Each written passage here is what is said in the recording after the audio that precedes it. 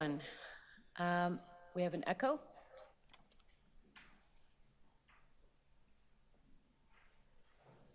Try that again, and we're good. Thank you. My name is Elizabeth McIsaac. I'm the chair of the Housing Rights Advisory Committee. The clerk has confirmed that we have quorum, so I'd like to call meeting 6 of the Housing Rights Advisory Committee to order. Welcome, everyone. This meeting is being held with the committee members and staff participating by both video conference and in person at City Hall in Committee Room 1. Members of the public may also attend in person or observe the meeting on YouTube. Because we are meeting in person and remotely, I ask for your patience if there are any delays or technical issues. If you are registered to speak at today's meeting, please listen for me to call your name. At this point, I don't believe we have anyone. Thank you. If people come on, I will call the speakers in the order that they appear. I request that staff and invited participants, as well as all observers joining remotely, keep their video turned off unless they need to speak or answer questions. This will make it easier for me as chair to see the members as we debate and vote on agenda items. I also ask that all members and staff keep their microphones muted unless you need to answer a question or speak. If members wish to speak on an item, please make sure your video is on and raise your hand physically, or unmute your microphone and indicate your intention to speak. I will be looking for you. When voting on an item or a motion, I ask members to turn on your video and raise your hand to indicate your vote. I also remind members that if you have any motions on any of the agenda items, they must be submitted in writing and can be emailed to staff at hrac@toronto.ca. Although we are meeting in different locations today, the Housing Rights Advisory Committee would like to acknowledge that the land we are meeting on is the traditional territory of many nations, including the Mississaugas of the Credit, the Anishinaabe, the Chippewa, the Haudenosaunee, and the Wendat peoples, and is now home to many diverse First Nations, Inuit, and Métis peoples. We also acknowledge that Toronto is covered by Treaty 13 with the Mississaugas of the Credit.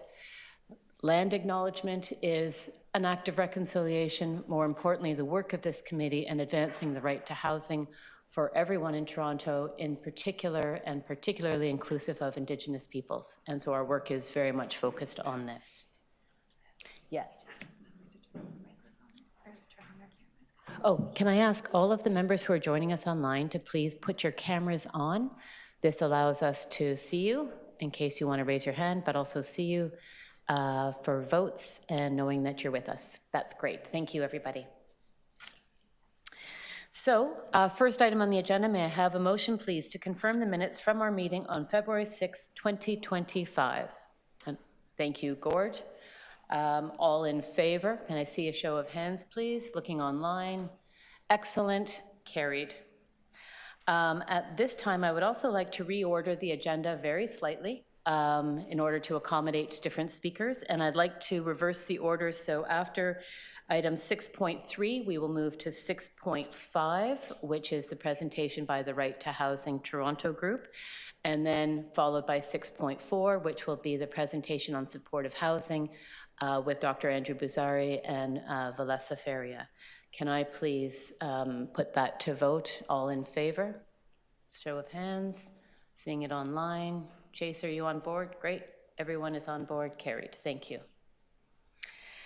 At this point, it is my absolute pleasure to welcome a new member of the Housing Rights Advisory Committee. As you are aware, we had someone resign from the committee, Bahar Shadpur, and so we had the opportunity to reach in and bring forward a new member of the committee, and Diana Chan McNally has accepted the invitation to join the committee, and I would like to say welcome, and also over to you if you'd like to introduce yourself and your interest in the work of this committee.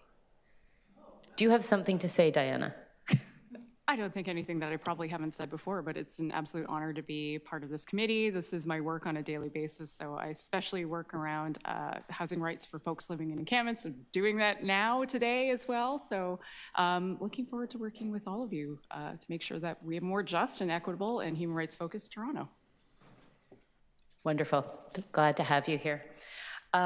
We do actually have a letter from the city clerk indicating the appointment of Diana Chan McNally. And so if there are no recommendations in this letter, may I have a motion to receive the item for information? Thank you, Gord. All in favor, may I see a show of hands? Looking online, and Marie, did I see your hand go up? Yep, we're all good. Thank you, carried. The next item on the agenda is the chair update. There is a letter that is included in the supplementary materials. I would like to just highlight a couple of items from that letter. Part of what has happened since our last meeting to today, the City Council met in March, and there were a number of motions related to a previous report submitted by the Toronto Ombudsman regarding shelter access for refugees. That was presented first to Council in December. In January, I did mention that Council would be coming back to that and putting forward motions, and that did happen in March. Councillor Alejandra Bravo brought forward a number of motions that addressed many of the recommendations that had been contained in the Ombudsman's report. 3 of these directly implicate this committee, and so they're flagged in my letter. One is that the Toronto Shelter and Support Services has been directed to develop a framework to analyze new shelter eligibility changes to ensure alignment with the Toronto Housing Charter. It has been requested that our committee review this framework and its operation in alignment with the progressive realization of the right to housing, so we can expect that to come to us probably in the coming months.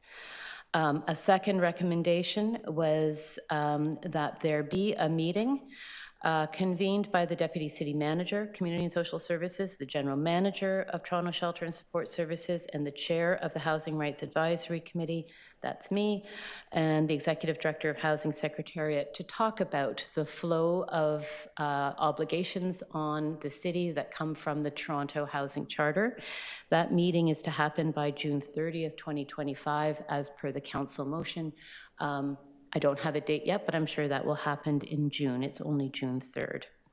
The third recommendation was that there be a dedicated training session for senior leaders of the Encampment Steering Committee and within Toronto Shelter and Support Services, and that would be directed by myself. Happy to report. We are delivering that in 2 parts. 2 3-hour sessions, and the first one happened yesterday, and it was an excellent session. I was accompanied by a number of experts. Alexandra Flynn, who is a professor of law at UBC, joined me in providing some legal grounding for the context of the right to housing at a municipality. And I was also accompanied by a number of other team members from Maitri. So it was an engaged and important learning session. So that has been done. In addition, separately, the Ombudsman of Toronto has also released a report on the city's response to vital service outage and multi-tenant housing. Again, we are implicated in one of the recommendations, recommendation number 27. This happened at the May Council meeting, so just recently, and the city manager was requested to report to the Housing Rights Advisory Committee within a year. On progress made there. So again, that's something we can expect to happen over the coming year. So that's where we have been named in city council motions. We had our working group terms of reference reviewed recently, and that was also approved by City Council. I want to say a special thanks to the staff at the Housing Secretariat, in particular Meredith and Asha, who helped draft the new working group terms of reference, and the staff at the City Manager's Office who brought this forward to City Council. This is important for us to be able to do the work that we do. We are trying to we have an interesting mandate, and we are adjusting as we go along to get the structure of our working groups and our committee to be able to accommodate the tasks that we're trying to take on. 2 important elements of this is that this allows us at our working groups to invite external community stakeholders to those meetings. This is important to deliver on our mandate to connect with communities of rights holders. It also allows us to invite staff and other community experts to our meetings, which allows us also to deliver on our mandate to provide advice on programs and services and policies at the city, which we can really only get our heads around if we're able to bring in staff and have those kinds of engagement sessions with them. So these are two really important steps forward. So thank you to staff and council for getting that put through. That's it for my report. Are there any questions? Okay, seeing none, then I would move to receive the item. Can I see a show of hands of those in favor? Okay, so that would be no one opposed, and so that is carried. And so now we get into the meatier parts of our agenda, and the first item up is an update from the Deputy Ombudsman of Housing. Ombudsman Kwame Addo and Deputy Ombudsman of Housing Rima Patel will provide an update on the investigative and consultation work carried out by the housing unit over the past 6 months. Some of you may recall that at an early meeting of this committee, we sort of put out a standing invitation to the Ombudsman's office, given their joint role in bringing forward and advancing the right to housing in Toronto. So it's my pleasure to welcome Kwame and Rima.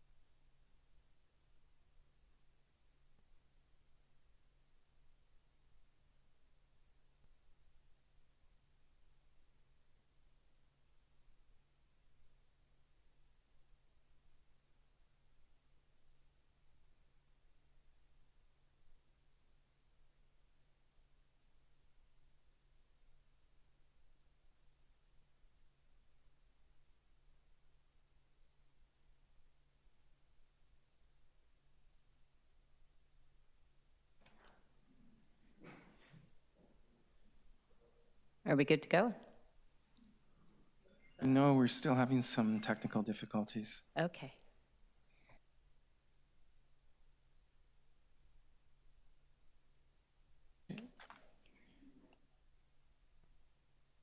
Okay.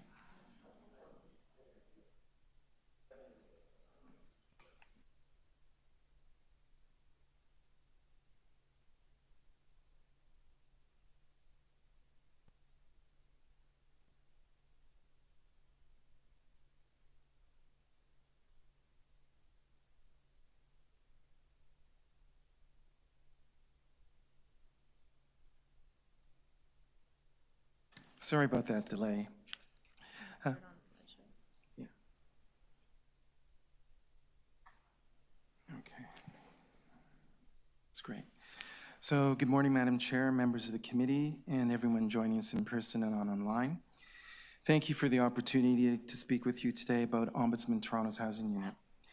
My colleague, Rima Patel, Deputy Ombudsman for Housing, will provide a brief overview of the unit and share an update on its activities during the first half of this year. Following her presentation, we'd be pleased to answer any questions that you may have, and I'll now turn it over to Rima, who will walk you through this morning's presentation. Thanks, Kwame.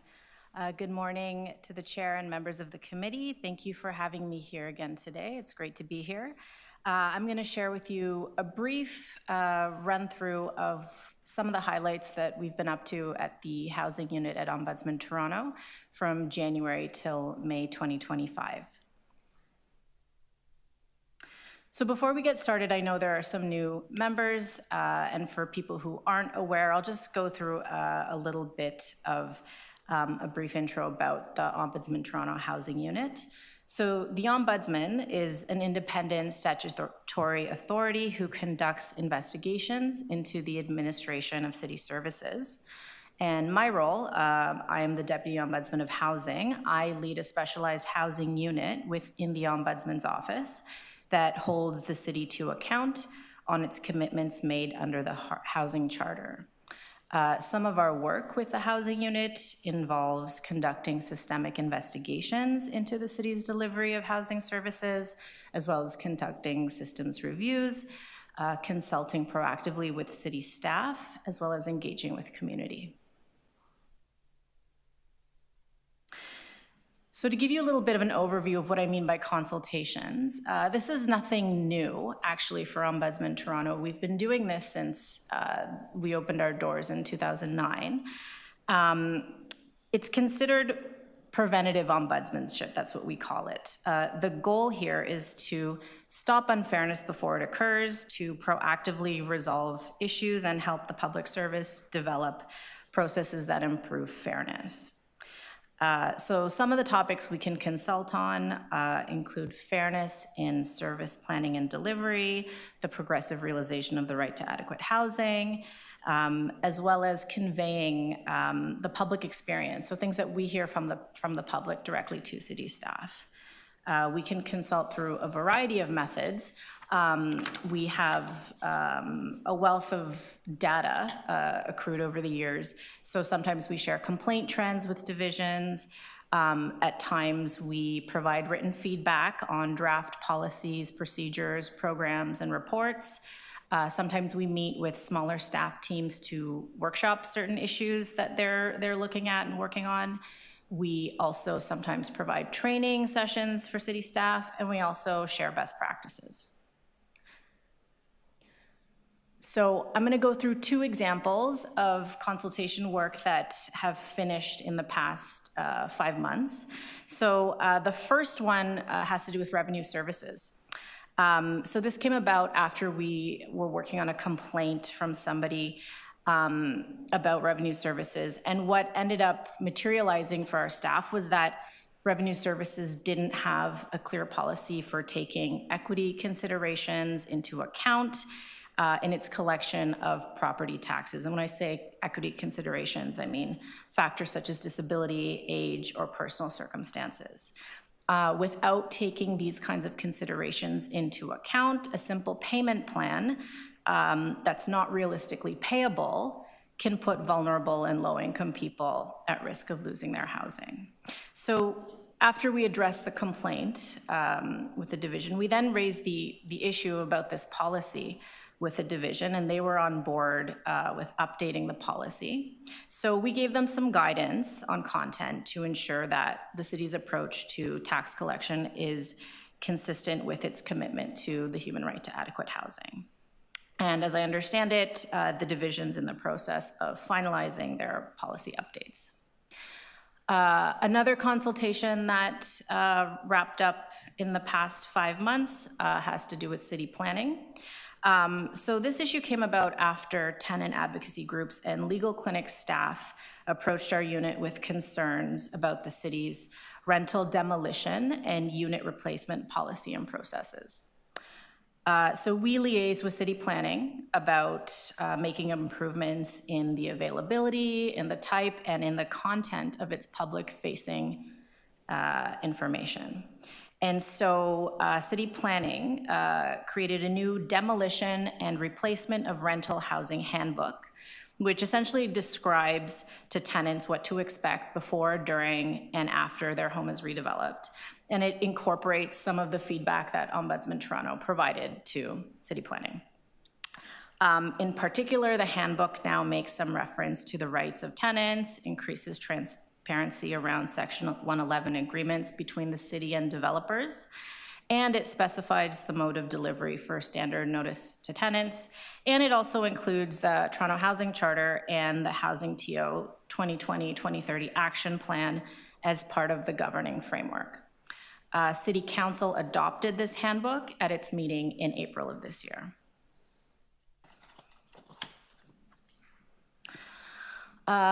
Another highlight of the past few months for our unit, as the chair mentioned, was our investigation into the city's response to a vital services outage in a multi-tenant home. This was the housing unit's second investigation that it has released since we started in mid-2023. And this report was released May 15th, 2025. It was debated at council a few weeks ago. And I'll just go through a really brief summary of what it was about in case you haven't read it. So essentially what happened was we had heard from a tenants union about a fire that had broken out in a multi-tenant home in a rooming house in September 2023. And after the fire, the utility providers had shut off natural gas and some of the electricity to the building, which meant that none of the tenants living there had heat or hot water, and tenants on one floor had no power. So after living without vital services for a week, the tenants called the city to get help having their heat, water, and electricity restored. Now the city has a set of bylaws that require landlords to provide vital services such as gas, power, and heat to tenants. And the city's Municipal Licensing and Standards Division, MLS, has the power to enforce those bylaws, and in this case, would have had the power to push the landlord to restore these vital services. But as we found with the investigation, that did not happen. The impact that this situation had on the tenants was that 10 out of 11 of them moved out and lost their housing. The experience, as the tenants told us, affected their physical and mental health, resulted in a loss of dignity. Some of them moved into houses with higher rents and less security of tenure. One of the tenants, as you may have heard, remained in the building through the winter without heat and running water. And this vital services outage lasted for 6 months. I want to tell you how we heard about this. So I said it came to us from a tenants union. One of the things that the housing unit has prioritized since we started was having regular interface and engagement with the community, which helps us identify issues that people are facing. We don't like to sit back and wait all the time for complaints to come to us because we understand that there are barriers that people face in coming to us. So we take the approach of getting out there and getting a sense of what's affecting people ourselves. So I do want to take a moment to say that our office deeply appreciates the work of community leaders and organizations and individuals like those from this particular tenants union that do support residents across the city. And we are grateful for people who shared their experiences with us in order for us to get this investigation off the ground. So after we heard about all this, we launched this investigation, and I'll just kind of go through what we considered. So the investigation initially considered the adequacy of MLS's investigation into the loss of vital services in this home, as well as whether their response was consistent with its bylaws, its policies, and its procedures, as well as its communication with the tenants who are affected, as well as their representatives.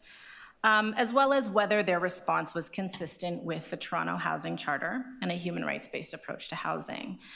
During the investigation, we also learned that the Housing Secretariat, through its eviction prevention in the community program, also known as EPIC, declined to help tenants access some of its services. So we then expanded the scope of the investigation to consider whether that decision not to provide services to tenants was fair, and whether that decision was consistent with the Toronto Housing Charter and a human rights-based approach to housing.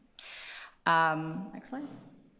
So we found in the end that MLS acted arbitrarily and didn't enforce its own bylaws, that staff weren't properly trained on bylaws and procedures, that the EPIC program lacked clear policies and procedures, and city staff's actions were inconsistent with the city's commitments under the Housing Charter. So finally, we made 27 recommendations.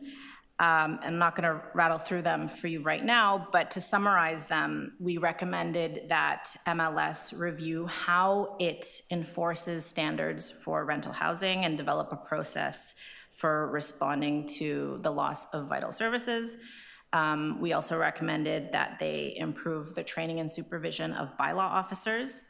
We went on to recommend that the Housing Secretariat develop guidelines on exercising discretion in the delivery of emergency assistance through the EPIC program, and that staff at EPIC and MLS who are engaged in housing-related work are trained on the requirements of the Toronto Housing Charter. As I said, this was debated at Council, and Council adopted our recommendations on May 21st, 2025. So that's it in terms of a sort of high-level update of what we've been up to for the past little while. We'd be happy to take questions if anyone has them. Thank you. Thank you very much, Rima and Kwame. Great update. I am going to turn to members to see if they have any questions on the item. I will note that there's a supplementary item to this agenda item that was submitted, a brief by Melissa Goldstein that outlines an analysis and commentary. But now I turn to the members. If there are any questions on this item for Rima or Kwame. And I'm looking online to see if anyone wants to raise their hand. Joy, I'll go to you first and then to Lindsay. Thank you. Can you hear me? Yes, we can. Great. Good. So thank you very much for that presentation. It was really helpful. So I was really pleased that a significant part of the Ombudsman's report spoke to the harms of displacement in multi-tenant houses, with a number of recommendations related to the role EPIC could play in supporting tenants. But I also know that EPIC's specialty is preventing evictions when tenants are in arrears, which is not the issue raised in the example used in your report and discussed at City Council last month. So my question is, do you also see a role for emergency help for sudden closures of the kind that the city has funded in the past? And if so, what is it? Where do housing help centers, legal clinics, emergency rehousing, and other support organizations fit in?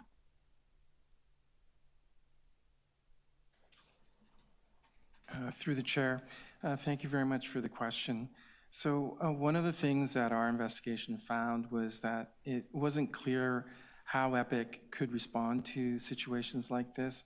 The information that we collected during the investigation showed that there was a process in place to receive referrals from Toronto Emergency Management, Toronto Emergency Services, but there wasn't such a process or a policy in place to receive referrals from, for example, from MLS directly. So one of the things that the report recommended is that some sort of policy be developed to provide staff with guidance to allow them to consider these type of requests. And we know that funding is always going to be an issue, and it was discussed at length at the council meeting last month.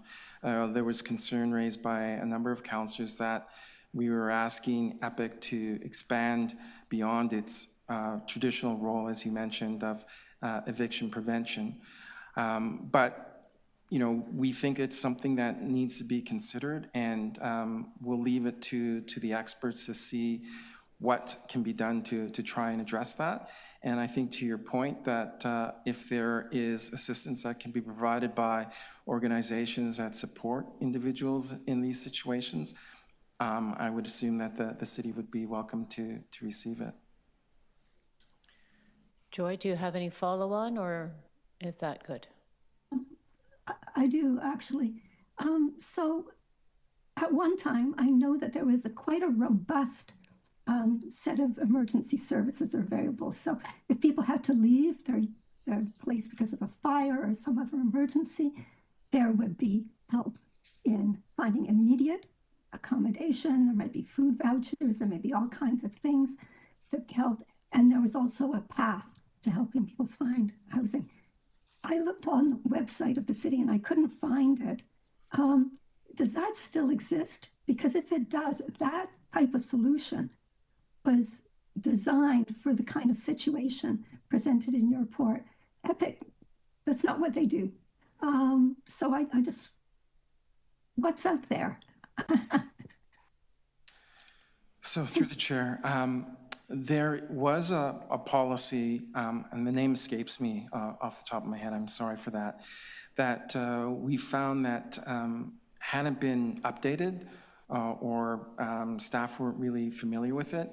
And one of the recommendations was that the city take a look at updating that policy, just for the very reasons that you had suggested, that there was something in place that was available to assist individuals who were in these type of emergency type situations. And so one of the recommendations was that the city look at this policy and consider updating it.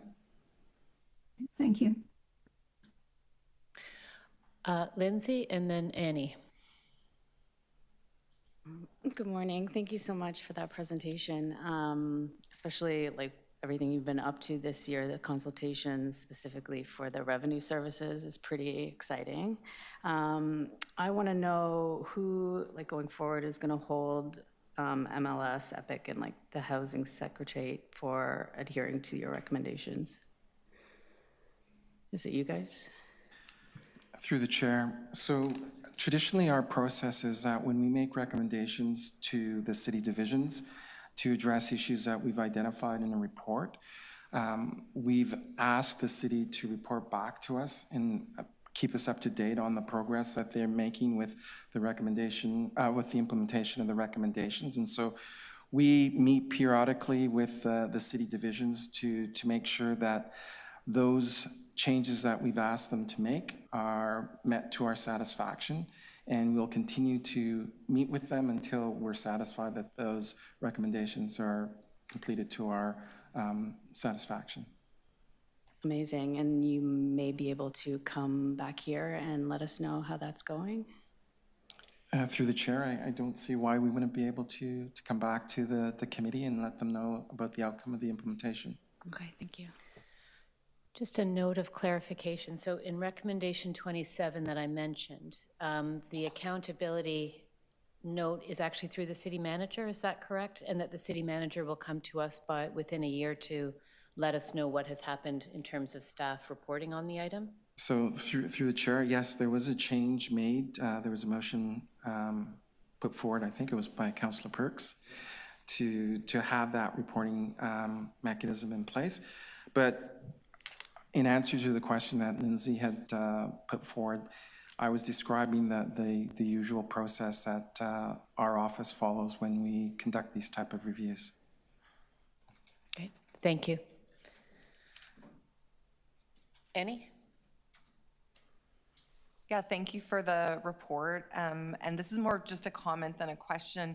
When I was reviewing it, I was also sort of had the same question as Joy, just about what's the role of Epic here. So I've worked directly with renters on eviction prevention for about a decade in the city. And so I've worked with Epic on numerous occasions, and they do wonderful work, but I've also noticed they're really, it's really intense work, and it's really resource intensive work, and there's not always a lot of extra capacity, at least in my experience. So I felt that they might not be well appointed for emergency situations. So just as I'm always trying to think about where are the intersections where people are really vulnerable to losing their housing, and under the charter, we're supposed to be directing maximum available resources to those sites. So there might be an opportunity, I think, to look at what services could be made available and have that opportunity to say we need to direct the funding to get those resources there. Because again, I think Epic is great at what they do, but I don't know that that's the right sort of service in this situation. So just wanted to kind of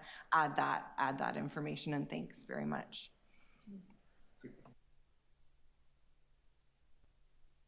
Diana? I would agree with that, actually. Somebody who's worked directly in eviction prevention, Epic is strapped with what they do, and I do recall that they had their mandate expanded, but not their funding, a couple of years ago, which does call into question the resource issue. At the same time, maybe I wonder if it would make sense to do a review of all the current tenancy programs and look at potentially map where these kinds of emergency resources could exist. We also have programs through the Red Cross, for example, that do that kind of emergency work, and we've experienced that at All Saints Housing, for example, when we had a fire there. So I just wonder if there could be more of, I suppose, a mapping, an understanding of where the best resource would actually be, instead of necessarily expanding the mandate of one that is, as Annie has pointed out, rather strapped. I also have a question, though. I believe it was in 2022, one of your recommendations was about a HEART table, so a housing at-risk table that would essentially be interdivisional, that could address different emergency issues that would arise. Where has that, what has happened with that particular recommendation? Through the chair, are you talking about a recent? This is older. No, not, oh my God, that, no, I'm not in favor of that. This is a different HEART. It was in a report that you released a couple years ago, so the housing at risk table, I think it was in July. Maybe it was actually part of, yeah, maybe you can look that up for me.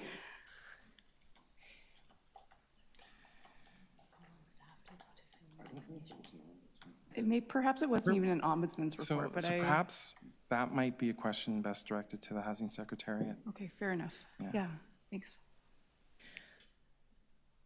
On the question of whether or not Epic is best positioned to provide emergency services, and on the question of whatever became of the housing at-risk table, I wonder if these are items that we ask Working Group 3 to invite staff to provide an update on, and on the suggestion of doing a mapping of what's available to tenants who are at risk of eviction, displacement, or at need of emergency services.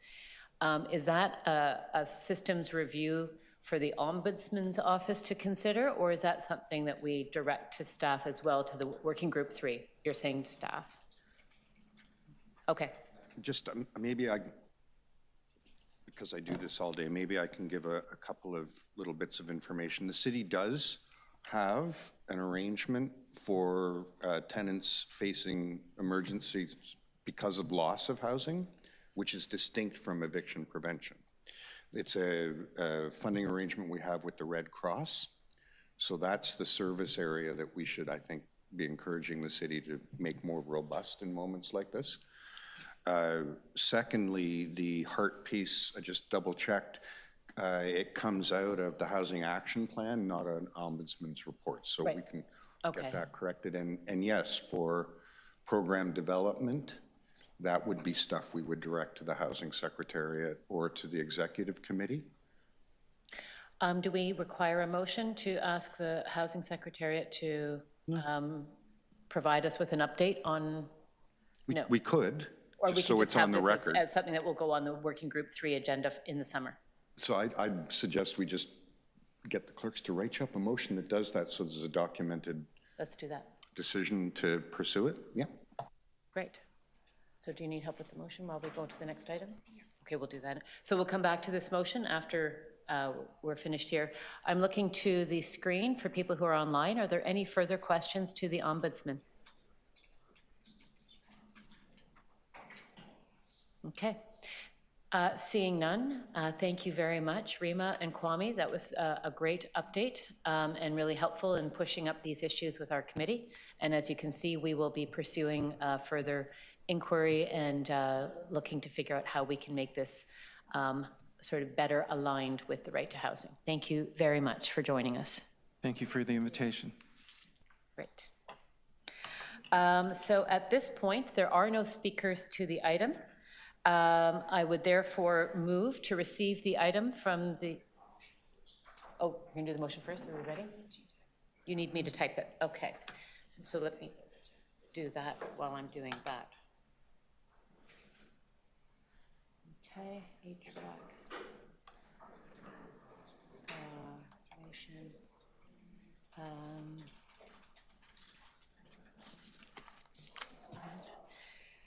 Request the Housing Secretariat. Provide an update on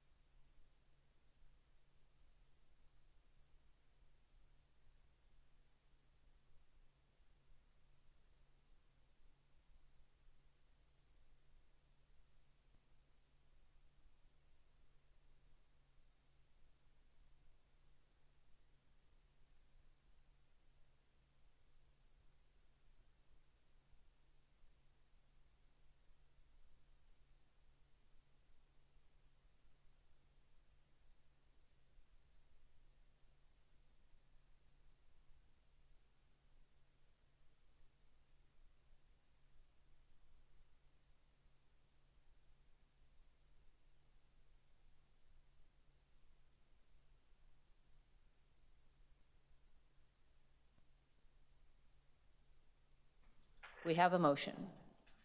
It's going to go up in a second, but I can read it now. Good to give you a second? All right. I did.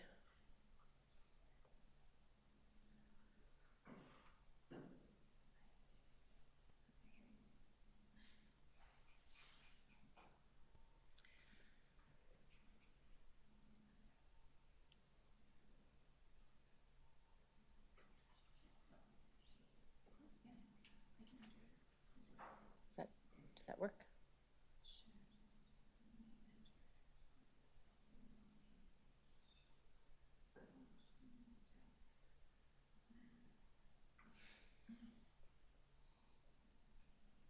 Thank you for your patience. It's coming up.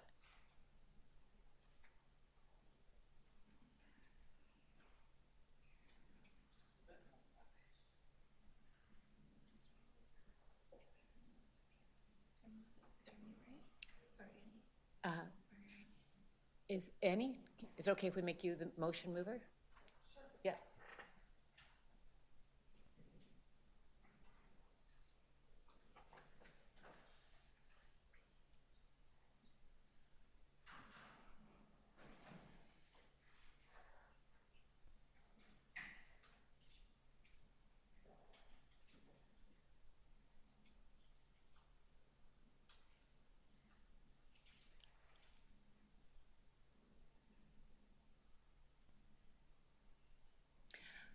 And it should be an update to the committee, I think.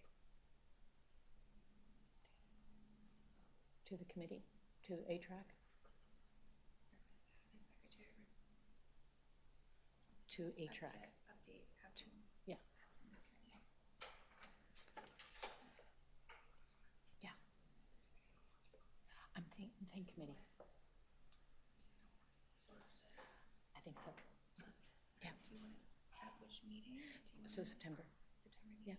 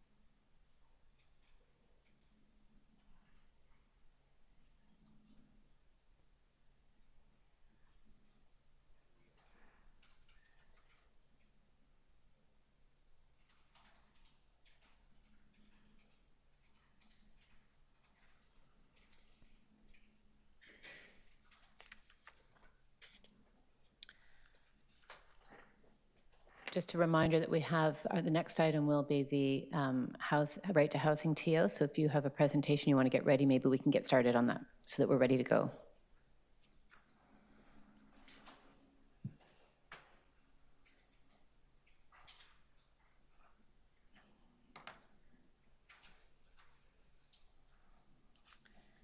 And I think we have a motion. Thank you.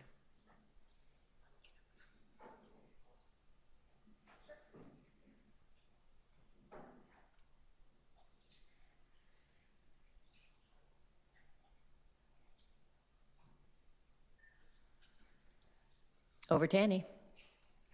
Okay, a motion that the Housing Rights Advisory Committee requests the Housing Secretariat provide an update to the Housing Rights Advisory Committee at its meeting on September 16th, 2025 on the mapping availability of resources, services, and support for tenants who are at risk of displacement, and also an update on the status of the Housing at Risk Table Coordination Table. Okay. Any questions about that? Can I see a vote of hands in favor? Yes, yes. And Marie, I looked away. Did your hand go up? Yep, we have all in favor, so carried. Thank you very much. Thank you, Annie. The next item, as mentioned, we made a switch in order, so delighted to have to welcome Sarah Byer and Janella Evangelista from the Right to Housing Toronto Network. They are here to provide a presentation on its draft human rights evaluation framework, very timely as the city moves forward in doing its evaluation. So welcome, and over to you. Thank you. Hello? Okay. Good morning, Chair and members of the committee. My name is Janelle Evangelista, and I work with the Canadian Centre for Housing Rights as a community engagement and advocacy advisor. And in this role, I do coordinate the Right to Housing Toronto Network. I'm joined today by my colleague, Sarah. Good morning, Chair and Committee. My name is Sarah Byer. I work with Janella of the Canadian Centre for Housing Rights, and I'm a member of the Right to Housing Toronto Network. We really appreciate the opportunity to be here today. Great. Thank you again for this opportunity to present on behalf of Right to Housing Toronto and to share our framework to evaluate the city's progress on the right to housing. I also do want to acknowledge that there are some Right to Housing TO members that sit on this committee, and we do appreciate their contributions to the network and to the work that we'll be sharing today. So for today, we'll be providing a brief overview of Right to Housing Toronto, our work developing the Right to Housing TO evaluation framework, as well as walking through the details of the framework, including elements and indicators of the framework, as well as the application of our framework.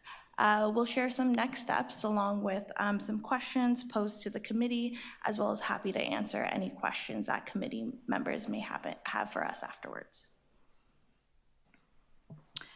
So about the right to housing, we're a network of individuals and organizations that came together in 2019 to advocate for the City of Toronto to adopt a human rights-based approach to housing in its Housing TO 2020-2030 action plan.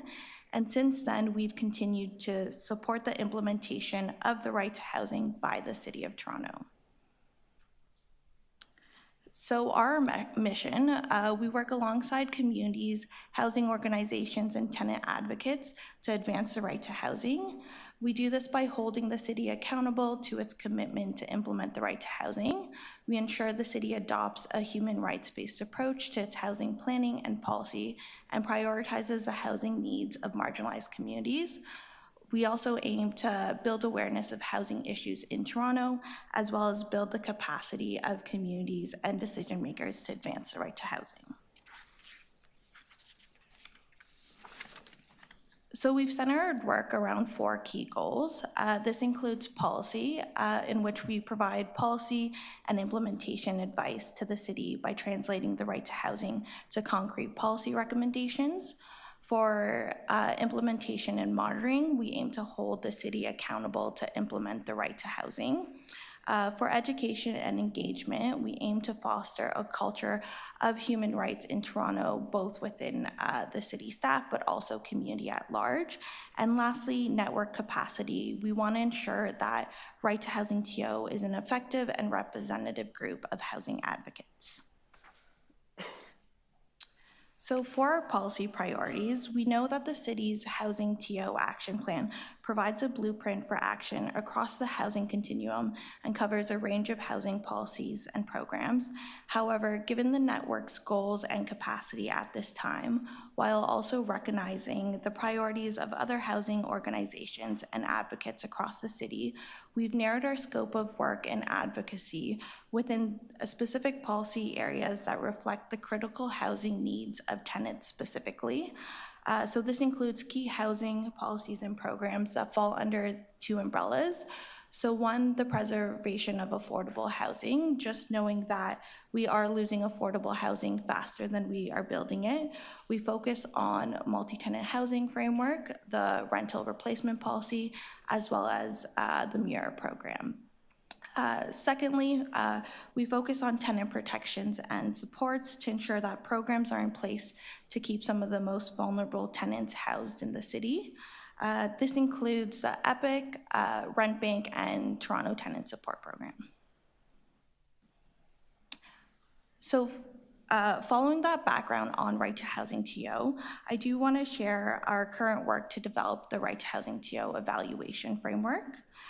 So as you know, when the Housing TO 2020-2030 Action Plan was approved, the Toronto Housing Charter was also adopted, which commits the city to the progressive realization of the right to adequate housing. Right to Housing has been working to hold the city of Toronto to this commitment. Taking into consideration that the city is now at the midpoint of its 10-year housing action plan, we want to ensure the city is taking a human rights-based approach to this plan and where possible, support the city in doing so. To do this, over the past year and building upon previous Right to Housing Toronto resources on the Right to Housing, we've drafted the evaluation framework to track the city's progress on employing a rights-based approach to its housing policies and programs. We've had staff from CCHR review the framework, contributing their expertise on the right to housing and rights-based approaches. And we've also met with the Ombudsman Toronto Housing Unit and the Housing Secretariat to gather their feedback on the framework. We also recognize that the city is planning to conduct its own internal evaluation of the Housing TO Action Plan. So we plan to stay connected with these city bodies to continue to improve Right to Housing Toronto's framework and to help support and align our evaluation within the city's own internal processes. So on that note, I want to pass it on to Sarah to continue the presentation and speak in detail about the framework. Thanks so much, Janella. As we mentioned, the purpose of the evaluation framework is really to hold the city accountable to its commitment to the right to housing. And we do, echoing Janella's comments, recognize that, this committee and other bodies in the city are also working towards this goal. So part of why we wanted to bring this to this committee in particular was to continue to look at ways that we can coordinate and continue to work together as both internal and external bodies in the city. So in terms of developing our framework, we incorporated several key elements of the right to housing based in international human rights law, with consideration for both the city's role in taking a rights-based approach as well as the ultimate outcomes in upholding the right to housing for residents in Toronto. So in terms of considering the city's role around the right to housing, we brought in some elements that Right to Housing TO had developed with Leilani Farha, the former special rapporteur on the right to housing. And these process elements really recognize the role as well as the constraints that municipalities face in advancing the right to housing. So there are 6 process elements that we consider in our evaluation framework. So the first is rights-based decision-making. So this means that human rights should be a primary consideration when the city is making any decisions and really take precedence over other factors. The second is around coordinated governance and action. So this really means looking at ways to break down silos across divisions that are working on housing and looking to coordinate action and resources. The third is around setting goals, targets, timelines, and mechanisms. So not just about setting measurable goals and targets, but also putting in place specific policies and programs to meet these goals, and also recognizing the role that other levels of government can and should play. The fourth element is around transparent evidence-based monitoring. So this means that the city should be gathering and sharing information about the impacts of their housing policies and programs to determine whether they are advancing the right to housing and meeting the needs of those most impacted by the housing and homelessness crisis. The fifth element is around rights-based participation and leadership. So this means that the city should be meaningfully engaging with rights holders to design, implement, and monitor its housing policies and programs. And then finally, in terms of accountability mechanisms, we now have this advisory committee, we have the deputy ombudsman for a housing unit with the city. And so this piece is really about the city engaging closely with those bodies and following through on implementing recommendations that come out of those accountability mechanisms. So in addition to looking at how the city is doing its work and making its decisions, we also wanted to look at the degree to which it's upholding the basic elements of the right to housing. So these standards may be familiar to some of you already, and again are based in international human rights law. So we brought in some of those more substantive elements of the right to housing for our framework. So looking at affordability, which means housing costs should not interfere with people's ability to realize other human rights and basic needs like access to food. Security of tenure, so this means that there should be strong protections against things like forced evictions or harassment or threats in people's housing.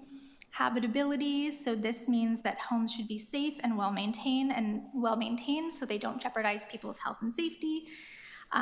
Accessibility, meaning that historically disadvantaged groups should be prioritized to ensure they can access housing that meets their needs. Cultural adequacy, this means that housing should enable the expression of diverse cultural identities. Availability of services, so this means that housing should include essential services and infrastructure like water, sanitation, heating, cooling. Location, this means that housing should not be cut off from things like employment, healthcare, and schools, and should not be in polluted or dangerous areas. And then we also have the kind of core principle of equality or non-discrimination that kind of touches on all of these different elements. So we have these different pieces that we want to look at, but to bring them all together, we wanted a way to identify specific indicators and evaluate those outcomes. So again, looking at the international human rights landscape, we decided to build our framework off of the OPRA framework, which was developed by the Center for Economic and Social Rights to analyze a state's obligations to fulfill human rights. And so OPRA is an acronym for Outcomes, Policy Efforts, Resources, and Assessment. So outcomes really is looking at what is the current level that the right is being realized, what's the current status. Policy efforts, so what is the government committing to help realize that right. Resources, what resources the government is devoting towards realizing that right, and then bringing all of that information together to make an assessment while understanding, especially in a municipal context, the constraints that the government might be under. So that's kind of how, those are all the different elements that we brought together to develop our framework. And we did share a link that is available in the agenda for this meeting if you want to take a closer look at the framework itself. We do want to say that the framework is very much a work in progress, and we intend to continue to improve upon it as we continue to engage with key stakeholders like this committee, and as we start to actually put the framework into action. So we really do appreciate the opportunity to bring it to you in the form that it's at today. So within the framework itself, there are some general questions that we've developed connected to each element and indicator to help guide our assessment. However, as we've been doing engagement internally with Right to Housing TO members and with the other stakeholders that Janella mentioned, we feel that the framework will be the most useful and impactful when we apply it to a specific policy or program area. Because we feel that that will give us an opportunity to dive deeper into really how the city is working and gather targeted data to evaluate the city's progress on the right to housing. So to that end, our plan is to apply the evaluation framework over time to each of those policy priority areas that Janella shared earlier. And in doing so, we plan to develop more targeted questions and indicators that are relevant to those specific policy areas that we're going to be evaluating.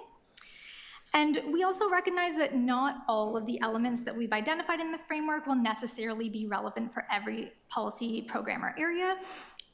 We certainly see the framework as a flexible tool that can be adapted to best evaluate the specific area we're looking to assess.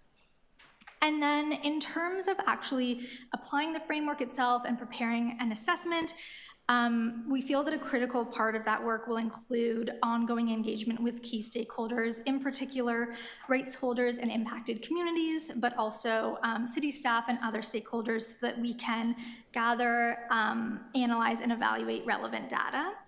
And then as part of our assessment, we also intend to develop recommendations to support the city in continuing to advance the right to housing. So in terms of our next steps, for our first assessment, and I think this aligns very well with some of the other topics being discussed at the committee today, we intend to test out our framework by looking at the city's approach to multi-tenant housing under the new regulatory framework. As Janella indicated, multi-tenant housing is one of our key priority areas at Right to Housing TO, and an area we've been quite active and engaged in for a number of years. And as we all know, multi-tenant homes are a very important source of deeply affordable housing and provide homes to some of the most marginalized residents in the city. So to that end, we feel that multi-tenant housing will be a valuable area to test our evaluation framework and look at the city's, whether the city is upholding the right to housing for tenants in multi-tenant housing. And to inform that assessment, we've begun some initial engagement with staff and the Housing Secretariat and are planning further engagement with other cities divisions, as well as with multi-tenant housing tenants themselves, operators, advocates, and other stakeholders. And then as for the framework, as I mentioned, we do intend for it to be a living document and want to continue to improve upon it to ensure that it is responsive and useful in assessing the city's progress on the right to housing. So we do plan to do further community engagement on the framework itself over the long term, with the ultimate goal of translating it into an accessible tool that other community groups, advocates, and organizations can use to evaluate the city's progress on their key housing priorities. So that is all from our end, and thank you so much again for the opportunity. We do have a few questions for you. As we mentioned, we'd love, to the extent possible, to hear from the committee in terms of any feedback you might have for us. So we do have a few questions, but then of course open to any further questions or comments from the rest of the committee. So perhaps I can list out the questions we have here and then open it to the committee if you'd like to respond or ask anything of us. Does that sound okay? Sure. Okay, perfect. So 3 questions for you. First, are there any areas of our framework that are unclear or might need further explanation? Are there any elements of the right to housing that you feel should be further elaborated to ensure that we're really tracking and measuring human rights outcomes through this framework? And then finally, and especially considering the mission of this committee itself and the work that the city is going to be doing to do its own evaluation process, can Right to Housing TO support engagement with rights holders and impacted communities as part of the evaluation process? Thank you very much, Sarah and Janella. First, I would open this to questions from the committee, and Gord, I see your hand up. Yeah, thank you so much. I can't tell you how helpful that was. we're all, part of the purpose of this committee is we're all struggling to figure out this newly taken on right and responsibility. And trying to define it is taking some work. And this has been really helpful for me, and please do continue. Now I have to become insanely bureaucratic. I'm sorry. So a piece of this is you're going to be evaluating certain city programs in terms of how they match your framework. The city has its framework, which is the charter.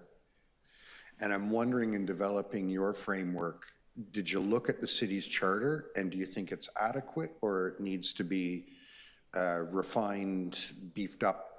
And the reason why I think that's important, just before you answer, is the city staff need clear guidance. And the guidance comes from things council's adopted, and the only thing we've really adopted that gives them guidance is that charter. So, over to you. Yeah, well, thank you so much for the question. As Janella mentioned, Right to Housing TO really came together to advocate for the city to adopt the charter and commit to the right to housing. So, I think, and there are other members of the network here, so I guess I can speak from my perspective to say that I think we are very supportive of the charter and the city's commitments there. I think what we're trying to do with this framework is translate some of those maybe higher level concepts into more practical, measurable indicators. Because I think what we've heard from folks that we've been consulting with is that, and I think we've heard some comments kind of from other stakeholders across the city, is the right to housing is a great idea, but like, how do we actually meaningfully put it into practice? And so that's what we're trying to do here, is translate some of those higher level concepts into, okay, practically, here's what the city can do. And that's also partially why we have decided to focus in on specific policy areas, because we feel that the rubber's really gonna meet the road in different ways when it comes to implementing different programs. So does that answer your question? Let me test to see if I understood. So the work you're doing takes some fairly high level principles that exist in the charter, and you're sort of trying to test them into practical applications looking at specific, okay. That's valuable, because I'll tell you, as someone with governing responsibilities, I want to be able to give clearer instructions to the public service. So, because if we're holding them to account on something that's not clear, it's really difficult. Nobody knows what their job is, right? But if the work you're doing helps to make it more tangible and precise, maybe, over time, the city imports some of that into the charter, and then the public service has a clearer idea of what the expectations are. Is that what you meant? Exactly. That's very much our intention. Well done. Are there other questions from the, Harmy? Hi, I'm Harmy. I work for Women Act, and I know we have worked with you to some extent. My question is, and it's not necessarily for you, but more so for us. So I'm looking at my committee members to help me a little bit with this.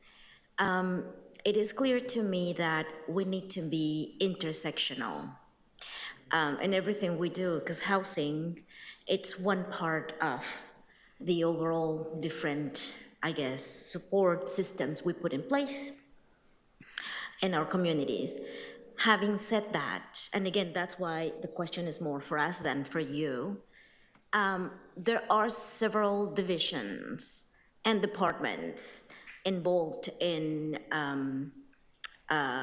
housing. And I can only speak about, for example, in terms of the work I do, everything related to gender-based violence. There are other groups that work on housing pathways to support access to housing for those who have experienced gender-based violence as well. And who are dealing with another layer of challenges related to safety, for example.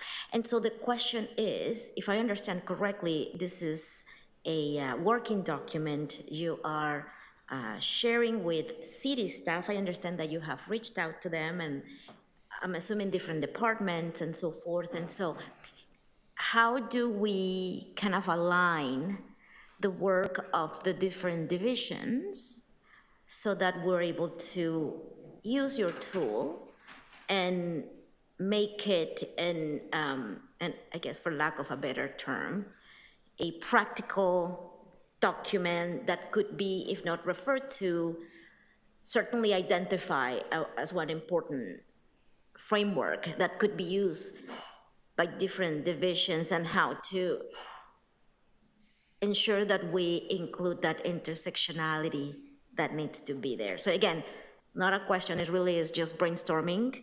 But if you have any thoughts that could help us as committee members, that would be useful. And also an invitation from my committee members if there are any other thoughts that we could do, especially in terms of the different working groups, in terms of the different areas that we are thinking we can continue to do this work, that we do a bit on a side, but part of this committee, that could be important to integrate access to housing. How does your framework can be applied to that, or any of the other areas of work that we have as a working group? So that's it. Thank you. Yeah, thank you so much for those comments. And I think though that is really what we're trying to get at with this framework, and why we've included both those substantive elements of the right to housing. So like, what are those ultimate outcomes of the programs? But then I think maybe even more importantly in some ways, like the process elements, which is how is the city doing its work, coordinating across the different divisions that need to be involved in achieving those outcomes that we want to see, equitable outcomes for residents. So that is what we hope to be able to get at by applying the framework, that we're not just looking at, okay, here's, you know, policy X, and here are the, you know, main goals, outputs, outcomes of that policy, but also how is the policy developed? How is it being monitored? What, you know, what are the different roles of different city divisions in implementing it, in understanding the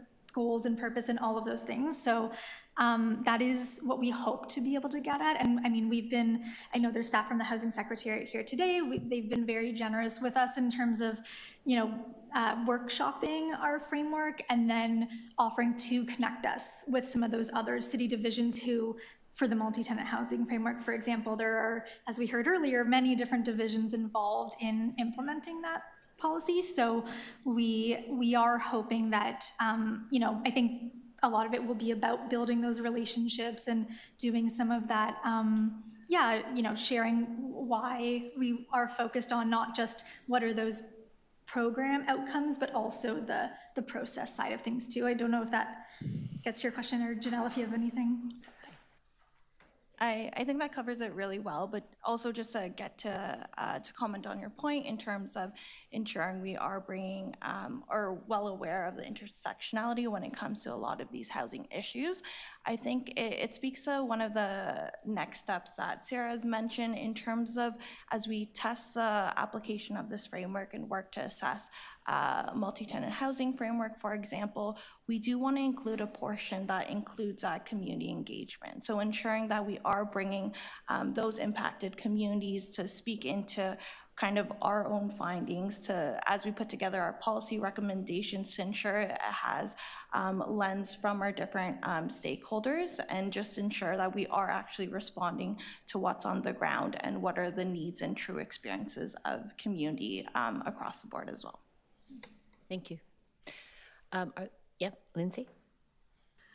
I get so nervous having to speak. So I'm on here because I have lived experience, and I really agree with having a working group focused more around gender-based violence, but also living in community housing. I've seen a few things happen. One, why I'm a big advocate for supportive housing, and I'm excited to hear the next presentations, because I've seen a lot of vulnerable people, whether they're encampments coming in or people that have resided there I've been there for about 7 years now, and I've seen these specific people that are often, addicted to drugs, they've been completely taken over. Their units have been taken over. Them as individuals have been taken over by drug dealers. And I've also seen that with women coming in, and they've been either followed by abusive partners and have had, essentially been taken over by them. And I've seen that on numerous occasions across the board. So also as a trauma survivor and somebody who's experienced both of those things, there definitely is 100% a safety issue happening, period. And I definitely think a working group on gender-based violence and how we could be more supportive in that regard would be really helpful for us. And then also, I would like definitely to see more engagement with the community, because I'm not the only one. I've spoken with a ton of residents at my building, because I was also the tenant representative there for a while, until that was no longer, the infrastructure just didn't work and they've moved on to something else. But yeah, there definitely needs to be more discussed about what is actually happening in real life. Thanks. Thank you, Lindsay. Do you want to respond to that? Just to say thank you so much, and yeah, to Janella's point, we definitely don't want this to just be an external, group looking at an issue that without bringing in the perspectives of community. So really appreciate that. Are there any other questions from the committee, or can we? I'm not seeing any hands go up. I want to thank you, Lindsay, for sharing that. I think that's really important, and it speaks to one of the core mandate elements of this committee, which is to bring an intersectional lens. Whether we have another working group on gender-based violence, or if we begin by flagging that as a priority in each of the existing working groups, because it cuts across and I think emerges as a key issue in each one. I think I would put that over to the working group chairs to make sure that gets embedded in the priority framework for now, and then we can sort of take it from there. Thank you. I want to just say thank you for the presentation. To Gord's comments, I think a lot of what you provided actually helps to begin to build that bridge between charter and practice. And so I think that those tools, the OPRA framework, the substantive elements as identified in international law, the process pieces are all critical and will begin to get embedded in processes. I think that's what we want to see happen at the city. I'm mindful of one of the elements, one of the mandate elements of this committee, which is to independently monitor progress of the Housing TO Action Plan through publicly available data. I think that that's a high and tall order for this committee to tack on our work plan, but what we do have coming up is the 5-year evaluation that the city is undertaking. I understand that it is in the process of procuring a consultant who will be leading on that evaluation. And I think it would be helpful to whoever is brought on to do that evaluation that they be asked to consult with you because you have been doing such deep and informed work on how to apply the right to housing to understand if we're achieving human rights outcomes against the 10-year plan. And so to that end, I'd like to put forward a motion. To request the Housing Secretariat, as part of the scope of work to conduct an independent midpoint review of the Housing TO Action Plan and the progressive realization of the right to adequate housing, ensure the consultant engages with the Right to Housing Toronto Network on its housing rights evaluation framework. Make sure that we get this good work into the process here. That's my motion. Is it up? We discussed it already. Oh, it's already done. Okay, then I guess we have to vote on it. So that's my motion. All in favor? And I'm looking, everybody is there, so it's carried. Thank you very much to the Right to Housing Network and to Sarah and Janella for coming in and taking us through that. Very much appreciated. And so to that, I would say we can now move to the item that got moved, and we have both presenters here with us right now.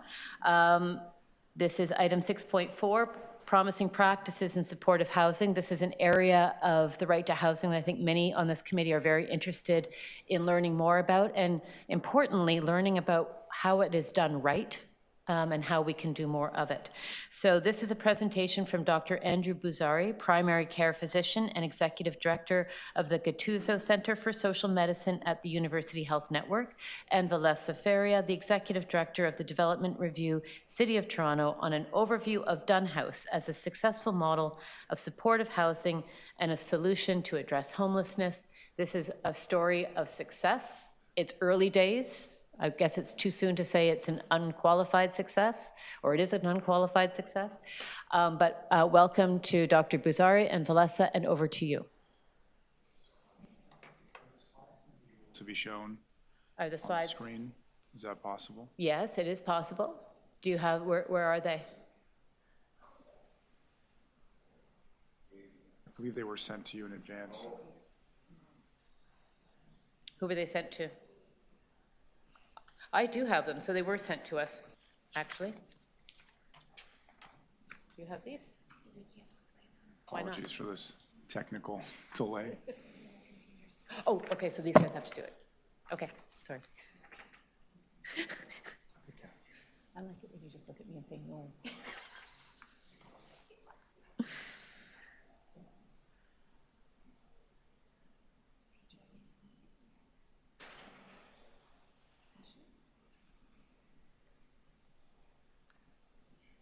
I have them on my, do you want my computer or you got it? Okay, good. All right, here we go. Thank you for everyone's patience. Want me to?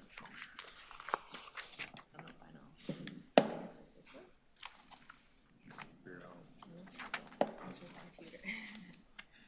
Okay. I'm gonna put this as far as I can.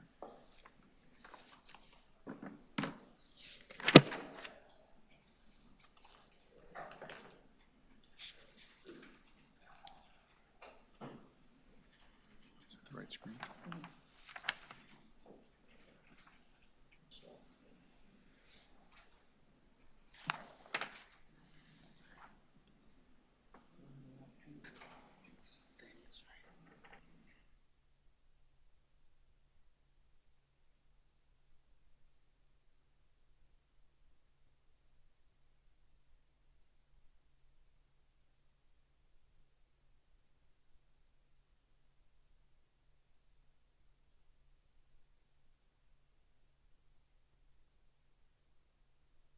Is there a different port?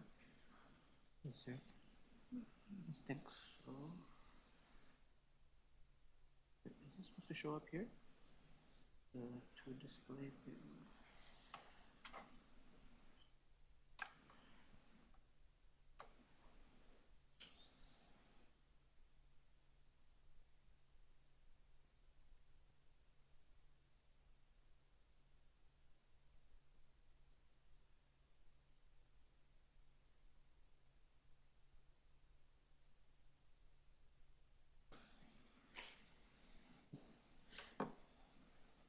No, it's bad.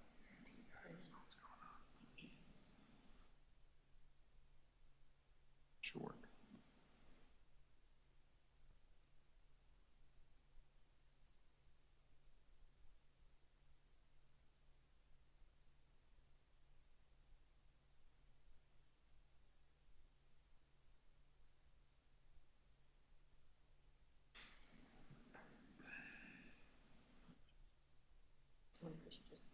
Should we just speak to it? We're happy to try to speak to it if that's easier. I don't think it's loading up yet at this point.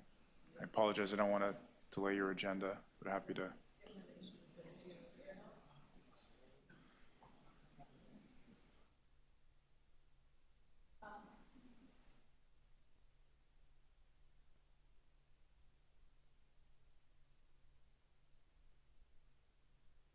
Yeah,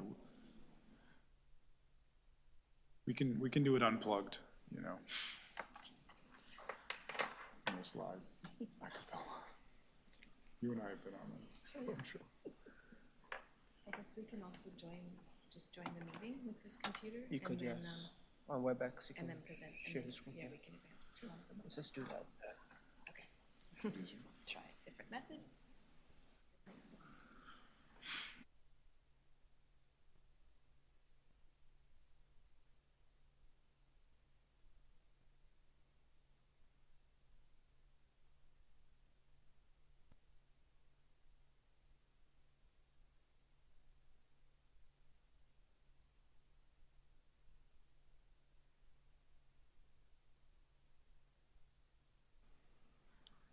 Are we exploring the unplugged option, or do we feel this is going to happen? I believe the team is working to see if they can have it up on WebEx. Oh, But if that doesn't work, happy for us to do a presentation unplugged, a cappella with no slides. you might have to have more hand gestures. Yes, Les and I will do our best to entertain without the slides.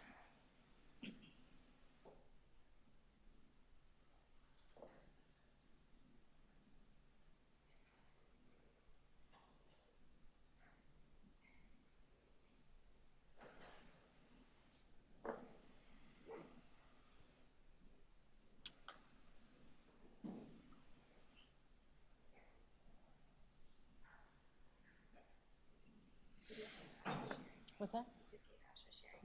Okay. I think we're getting somewhere. Oh, Here we amazing. go.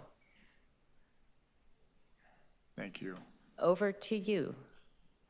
Great, thank you. Thank you, Chair and Council, for the invitation for this presentation with Valessa Faria. I think we'll try to run through some of the slides that we presented to show as best we can some of the process over the last 5 years to see some of the work that we've been able to do collectively with the City of Toronto, United Way, University Health Network, and Fred Victor at what is known as Unhoused. And I think it's important maybe today to start just given what's happening in the province and across the country around these major and serious pressures facing people who are unhoused.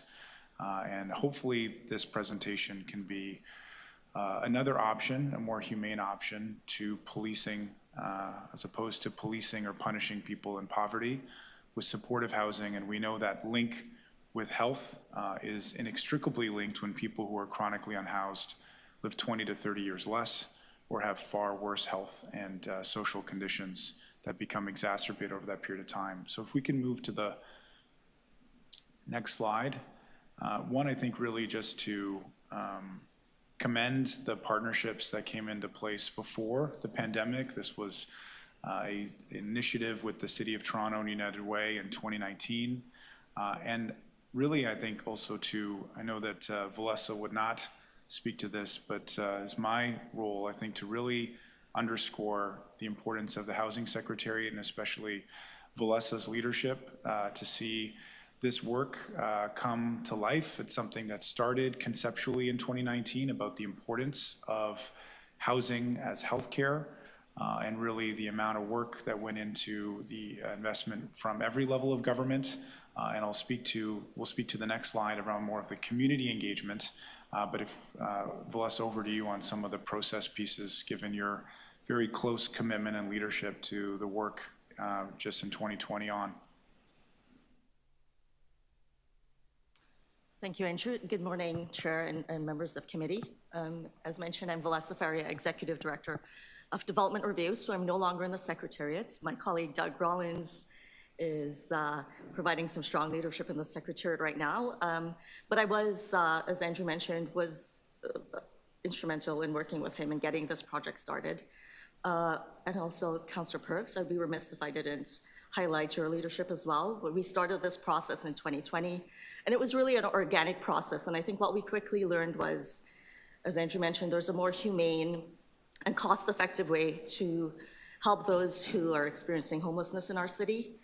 And this was really during the pandemic, and we all got together and we realized that we need to move people into safe indoor spaces. And why not, as much as shelters are very, very important, they're temporary, why not also focus, in addition to shelters, on supportive housing, where people can live with supports, they have access to deeply affordable rents. And this really got us thinking about what is supportive housing. So as mentioned, it's deeply affordable housing, 30% of income, and the income of residents who typically live in supportive housing are the OW and ODSP shelter allowance amounts, so they're very low.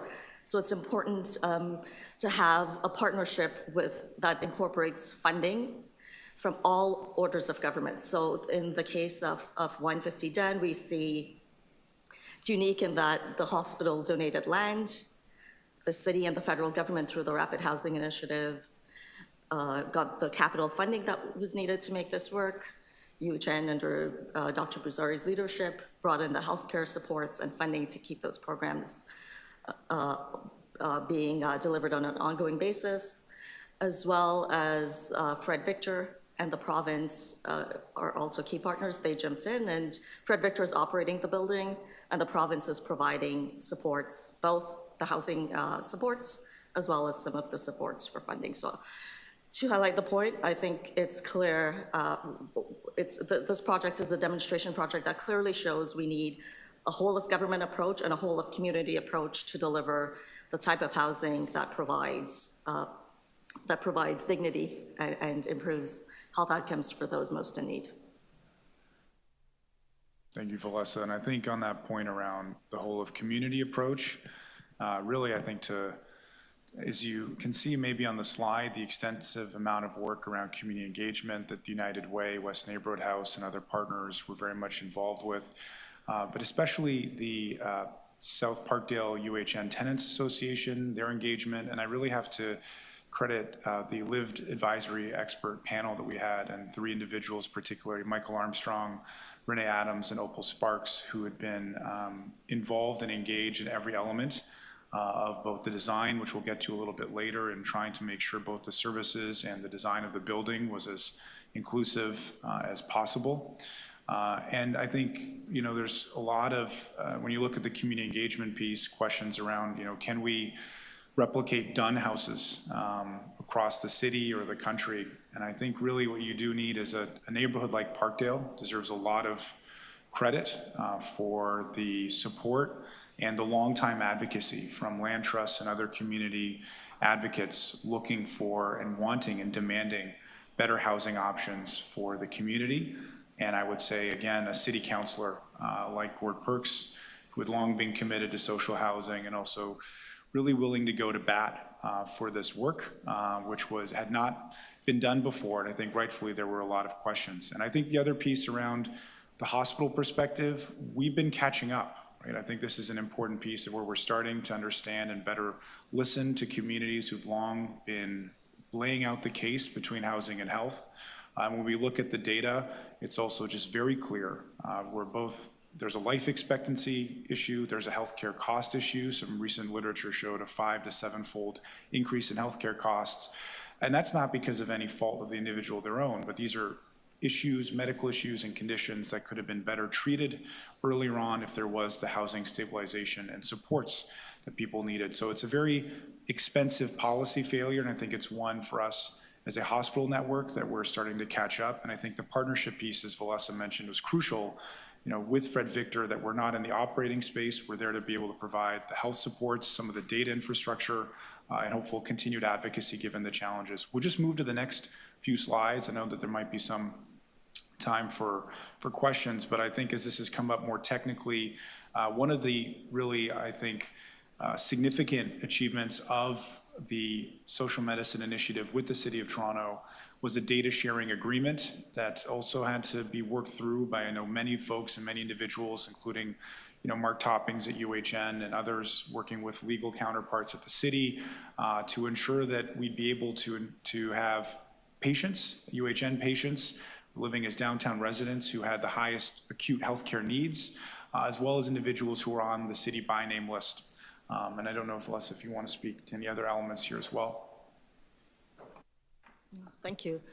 I think you've covered it. I think what's really important here was it's the first time that we were able to have hospital data and City of Toronto data speaking to each other in a way that conforms to our privacy and legislative restrictions.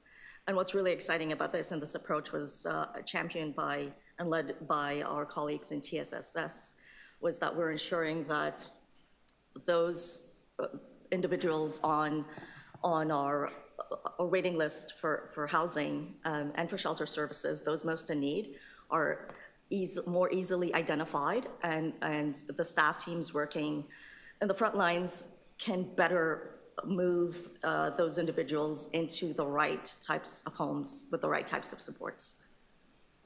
Thanks. We can just move to the next slide, please.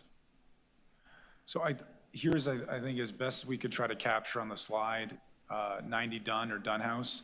Blessed mentioned 150 done. That just shows that she's a OG in the process of the many obstacles and years of work of this labor of love by many, and really seeing this 4-story building. I think a few notes of where it was really clear for people to have their own bed and bathroom. Another point that I also put forward is this is permanent supportive housing. We've seen other initiatives across the country with healthcare institutions that are more transitional or short-term of 30 to 90 days. And I think, again, given the leadership from the city councilor with the UHN board, the city writ large, and really sort of some of us working at the front lines of healthcare, that this needed to be permanent because this couldn't be a hospital discharge exercise. This needed to be a real housing initiative, and permanent housing with those supports was really clear from what we heard from the Lived Expert Advisory Council, as well as the fact that we really needed people for it to be pet friendly, for people have their own bed and bathroom, and I think that has been in their own cooking space that now continues with some of the partnerships with Food Share Toronto and others of how we can best ensure people have the dignity of their own space, but also the community engagement from a community garden to food programming on site. If we could go to the next slide, please. So just to map out a little bit of what is maybe unique about 90 Done or Done House is that the extent of the health and social care supports was really mapped out over the last few years to go beyond some of the more conventional supportive housing models where there is a healthcare bend with UHN's involvement, but Inner City Health Associates, the Indigenous Health Program, to ensure that there's a clinic right on the first floor that's on site, where myself as a primary care physician works every Monday. We also have psychiatry and nurse practitioners who are on site, as well as mobile through Parkdale Queen West Community Health Center. And real kudos for Angela Robertson and others to want to support this from a harm reduction perspective, as well as the caseworkers at Fred Victor and community health workers at UHN. I have to also I know there's a lot of potential novelty, or people like the idea of prescribing housing, and this idea that I have a medical pad and write a name and be able to hand the script over to a patient and they can walk in. I hope for this presentation it's clear that there was a lot of work and barriers to try to bring together. There's still a lot of barriers for people in terms of the administrative paperwork, and I really wanted to use this opportunity to shout out the community health workers and social medicine navigators and caseworkers who have to work for many months with the potential patient and tenant to fill that prescription. And that means rebuilding trust. That also means going through many of the administrative sort of sludge that's still in place, and being able to ensure that those individuals feel most supported and cared for in a housing unit. We'll go to the last slide, I believe, on some of the key takeaways, and I'll have Valessa be able to close. But I think a few things to just really underscore. One, patients who have been chronically unhoused for decades are not going to see their medical and social conditions reversed overnight. I think the reality is this was a bold undertaking in many respects because of wanting to take on and ensure we could house some of the individuals with the highest healthcare needs. That means there's a lot of medical complexity. And again, this is something where we want to see a trajectory over time of where if conditions like diabetes are not going to be able to be reversed, but can we prevent limb amputations? Can we see a more humane approach to palliative care where individuals are palliatives? A number of them are palliative who were selected for Done House, but having the human dignity to pass away in their own home. And some of the other work that we learned with Fred Victor is how do we really integrate a health solution? So we've talked about various lanes, or should hospitals even be in the lane of housing?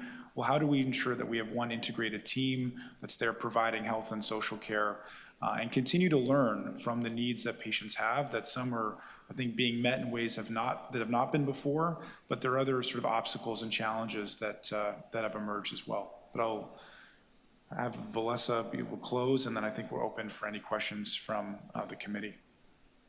Thank you, Andrew.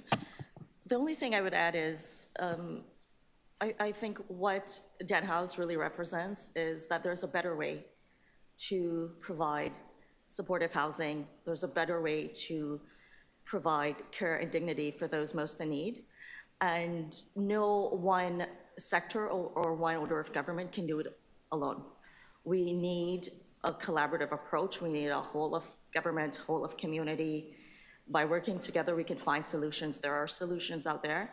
And we really hope that the Unhoused will be replicated, that it's a model that will be studied, and it informs future programs, not only at the federal and provincial levels, but also with more hospital partners taking the leadership that UHN did to provide land, as well as programming and funding to support those most in need. Thank you. Thank you both. I know that you're both incredibly busy leaders in this space, and I'm really grateful that you took the time to take us through that, because I think it's a really great and important model for the city to look at. I'm going to open it up to the committee for questions. I have one or two questions I'll start with. You're right, this is no question a model that we want to see replicated, we want to see expanded, taken to scale. All the indicators tell us that we need more of this, and this is a key part of how we begin to solve homelessness for many. Maybe not for all, but for many. I wonder if you can speak a little bit to how the learnings from the bureaucratic innovations that made this happen. You talked about administrative sludge, and there are real barriers that are sometimes there for a good reason. Are there learnings, or are there ways of rewiring some of that so that the next done house can happen more easily? Is there a way of getting up into some of those processes, and is that just work that's happening right now to figure out how those learnings apply to the hard wiring? Yeah, thank you, Chair, for the question. We did not include in the presentation, but there is a very rigorous evaluation of Unhoused, a mixed methods approach, so both qualitative and quantitative, in partnership with some colleagues nationally with housing expertise. And so we've been, and with consent, of course, of the tenants and patients in the program. And so it's looking at everything from both the experience, the feasibility, to many of the outcomes. And so we're hoping in 2026 that we could have some preliminary data and evaluation frameworks to be able to bring back, where I think there'll be even more learnings than we were able to sort of capture today, both from the process piece of the sort of administrative challenges, but then also many of the challenges that continue to persist with access to various healthcare systems, to social care systems, and of course intersections with the justice and prison system and elsewhere. So really trying to take, and this has been a major investment through philanthropy to ensure that there is a rigorous evaluation framework in place with Fred Victor and all of the partners. Terrific. And then just one add-on question to that. You referred to the importance of champions like Councillor Perks, a community's capacity and resilience like Parkdale that was able to come together around this. There was a lot of stars aligning that allowed this to sort of push through. As we think about what the city can do to help accelerate more of this, do you have I've spoken to the three of you in advance of this, and I heard back that the thing that would really make everything begin to happen is simply more funding from other orders of government. We'll get to that, but is there anything else that can happen in the meantime? I think the city continues to do a lot, and specifically my colleagues in the Housing Secretariat. So for each round of rapid housing initiative that was implemented, and for each building that was built, and I'm looking specifically at Matt Hilder, he has been great in documenting lessons learned across colleagues, including my staff in development review, to ensure that the zoning process, rezoning process is smooth, it's efficient. Our colleagues in corporate real estate management who actually get the physical construction moving, to the programming piece, which is supported by the Housing Secretariat, as well as colleagues in TSSS, Toronto Shelter Support Services. So I think we have continued to refine the model, and there will continue to be lessons learned. And for each new building that we built will be better. I should also mention that 90 Dunhouse, there was a very intentional approach to the built form.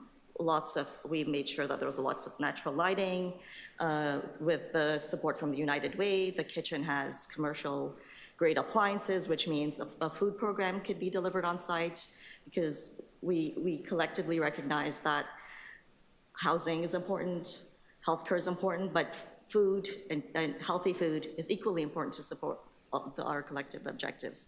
So all that to say, in addition to more funding, we will continue to refine our model across the city, across divisions, to scale up this supply quickly.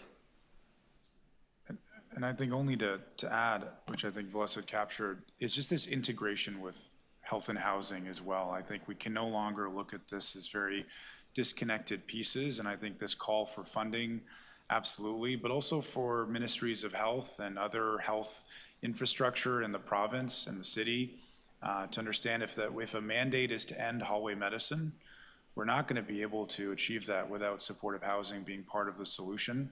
And I think there's real moral distress, obviously first and foremost felt by patients and tenants who have been shut out of the housing system for many years, but also shut out of the healthcare system, and what that means for health workers who have been seeing Band-Aid solutions that are very expensive, that we could see different ways to partner and I think integrate some of these resources for people will be one of the learnings, as well as there's many transitions, understandably, at seemingly every level of government.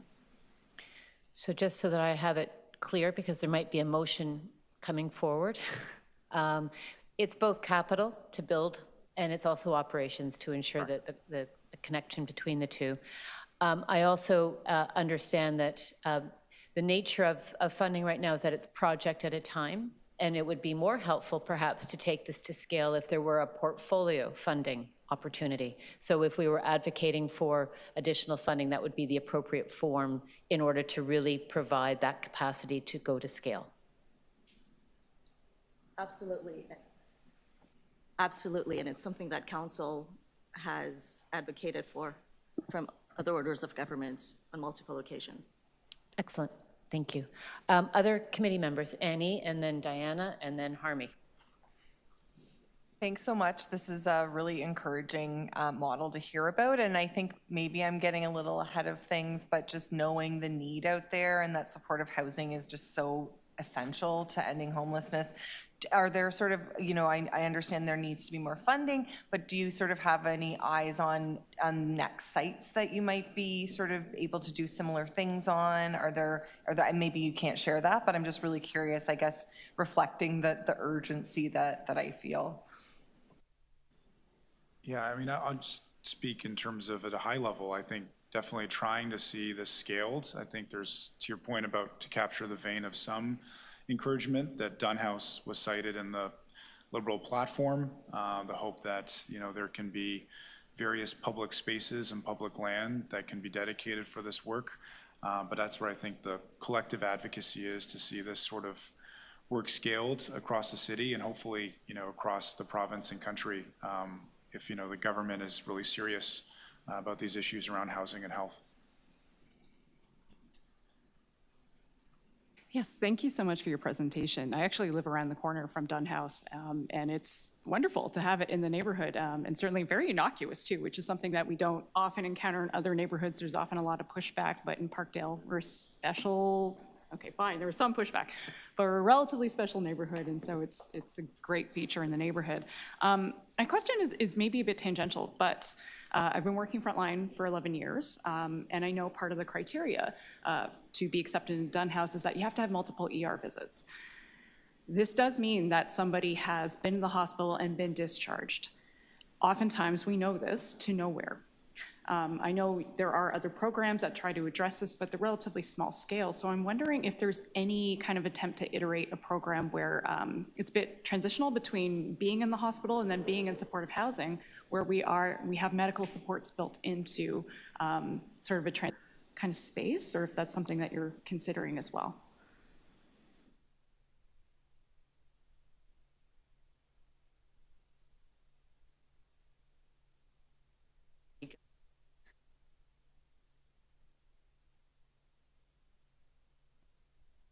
There we go. Maybe I'll ask my colleague Joseph to speak to some of the work that his team does to bridge that gap really from hospital to shelter to supporting clients before they actually get into supportive housing. Thanks, Valessa, and through the chair, thanks for the question. I'm Joseph. I'm with Toronto Shelter and Support Services, and I may also direct part of the question to my colleagues at the Housing Secretariat, because your question did speak to the supportive housing piece and what healthcare services are available there. With respect to the work that we do with supporting folks moving from a hospital setting into a shelter setting upon discharge, we work closely with our colleagues across and our partners across the healthcare sector, whether it's our folks at UHN or Unity Health, St. Mike's, to help facilitate that transition so that individuals who are being discharged with healthcare needs have those healthcare needs connected to them.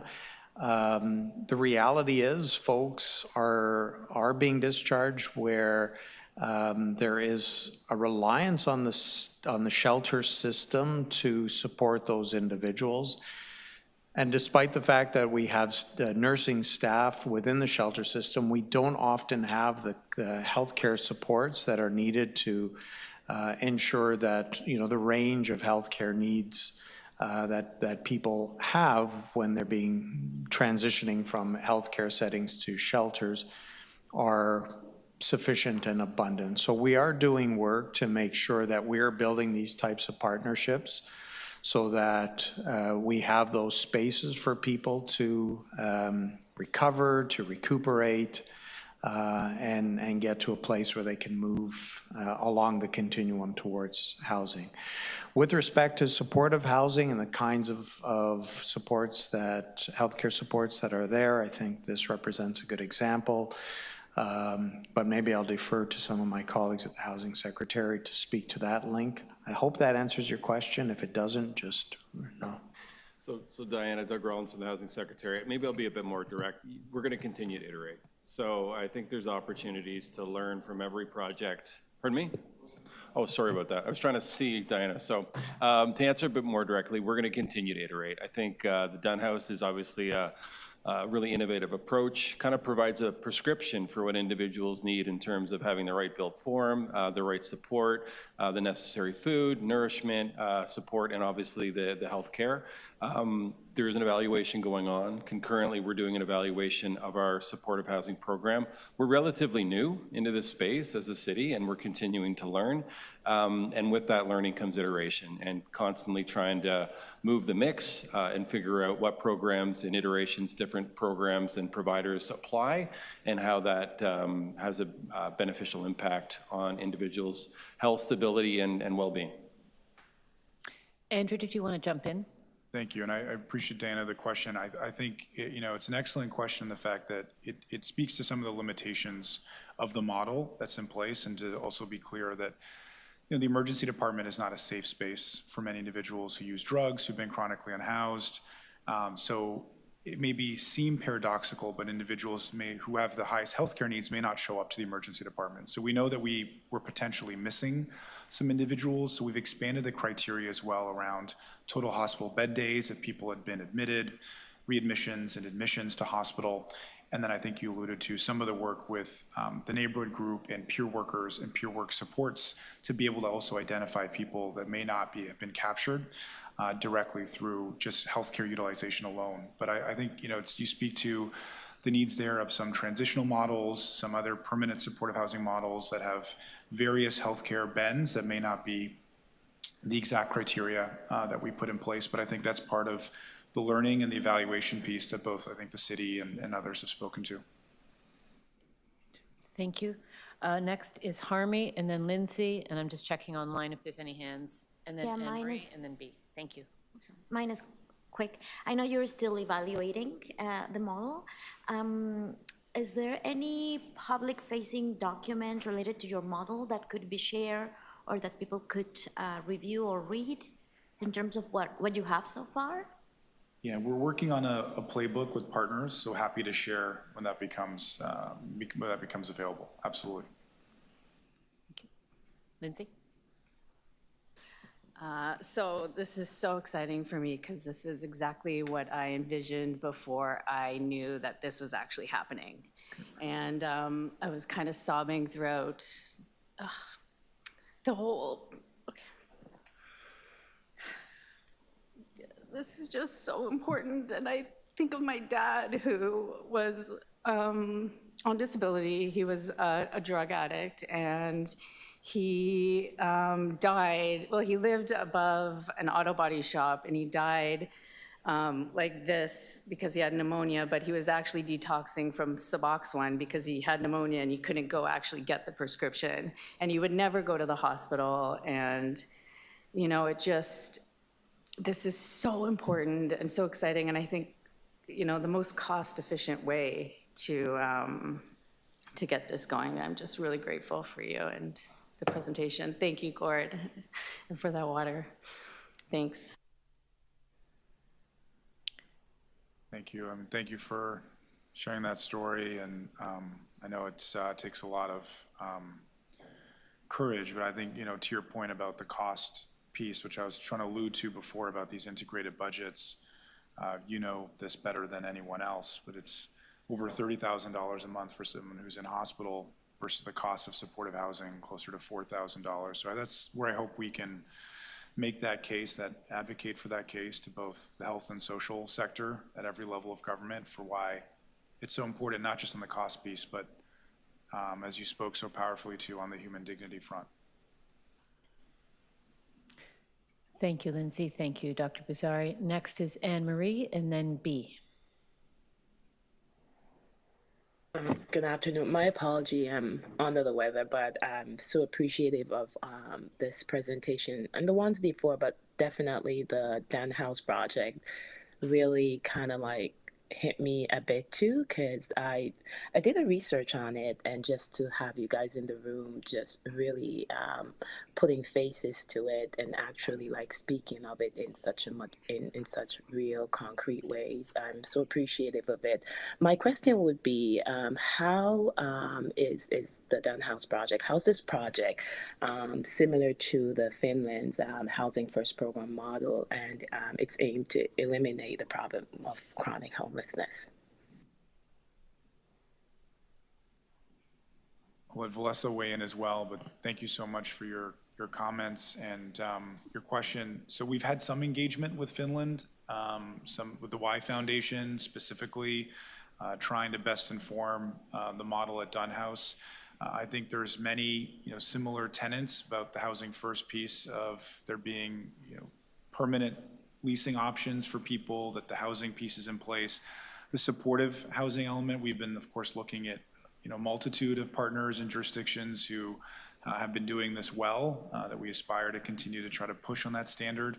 The thing that we heard from the Y Foundation, though, and this is not out of any promotion, but I think to various challenges, that they were really thrilled to see the further healthcare supports on site that they currently don't have as much in Helsinki and various sort of supportive housing areas, as well as the harm reduction approach that was really, I think, evident and in place, and that Fred Victor and many other community agencies have been leading in Toronto and beyond. Thank you so much. I really appreciate that. The only thing I would add is the model is based on a housing first approach. And I think it's a housing first plus approach because it's really about, not having any preconceived notions, not requiring residents to come from a transition program before they get into Unhoused. Most of the residents in Unhoused are people who are experiencing homelessness. So to build on Andrew's point,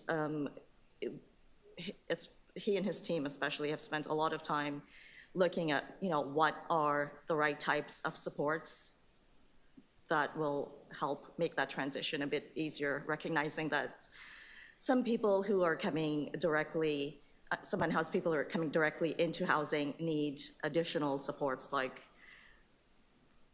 not only not only harm reduction services or housing supports, but learning to live again, learning to live independently again, right? So things like going out and buying your own groceries or active living programs. So it's really a holistic model that's based on the individualized supports for residents.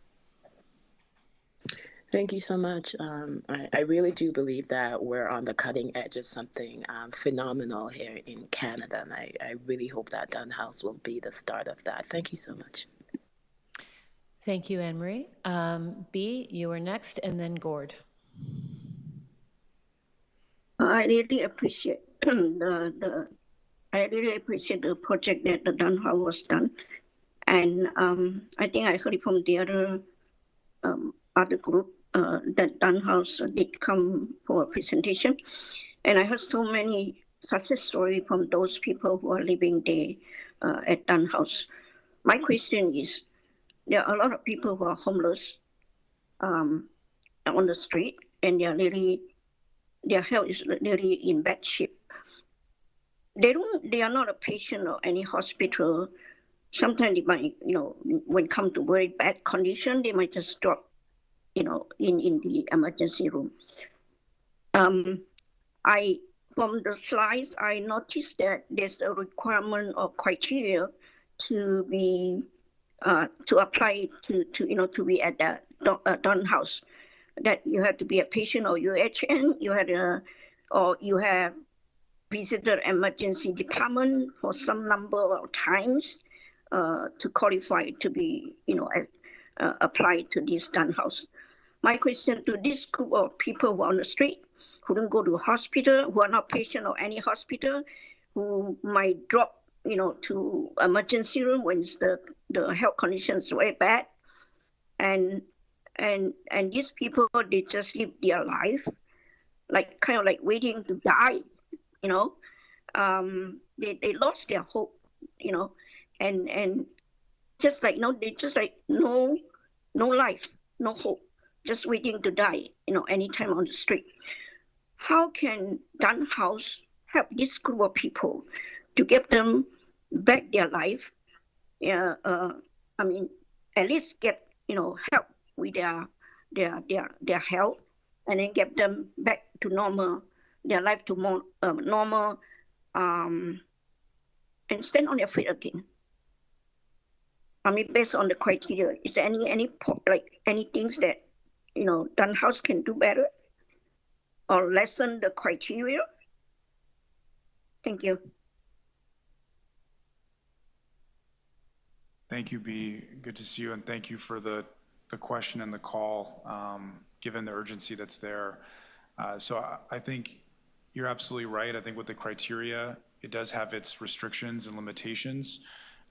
We have on a number of occasions, though, put the individual ahead of the criteria in certain cases. But I think it was really, important the criteria was established more to best identify some of the patients who could benefit from a healthcare needs perspective. And I think to Diana's question and point, we're not going to capture all of that from our own data. So, I don't think there's any perfect criteria or algorithm for 51 housing units when there is a social housing wait list for many years. And for people that I see clinically, knowing that they may likely end up passing away before they can access housing. And I think that's what hopefully Unhoused speaks to, is the urgency of needing different partners to come together and hopefully seeing other, not only healthcare organizations, but other sectors try to step up to help on various housing options that can hopefully address some of the needs that you've laid out from individuals who may not be in the healthcare system, but are obviously suffering very much without access to housing. And those people, they not only on housing, not only on healthcare system, but also they are not even on the my name list. Yeah. So I really, think we really what's the word to use? We really have owe to these people that we didn't really help them. Thank you.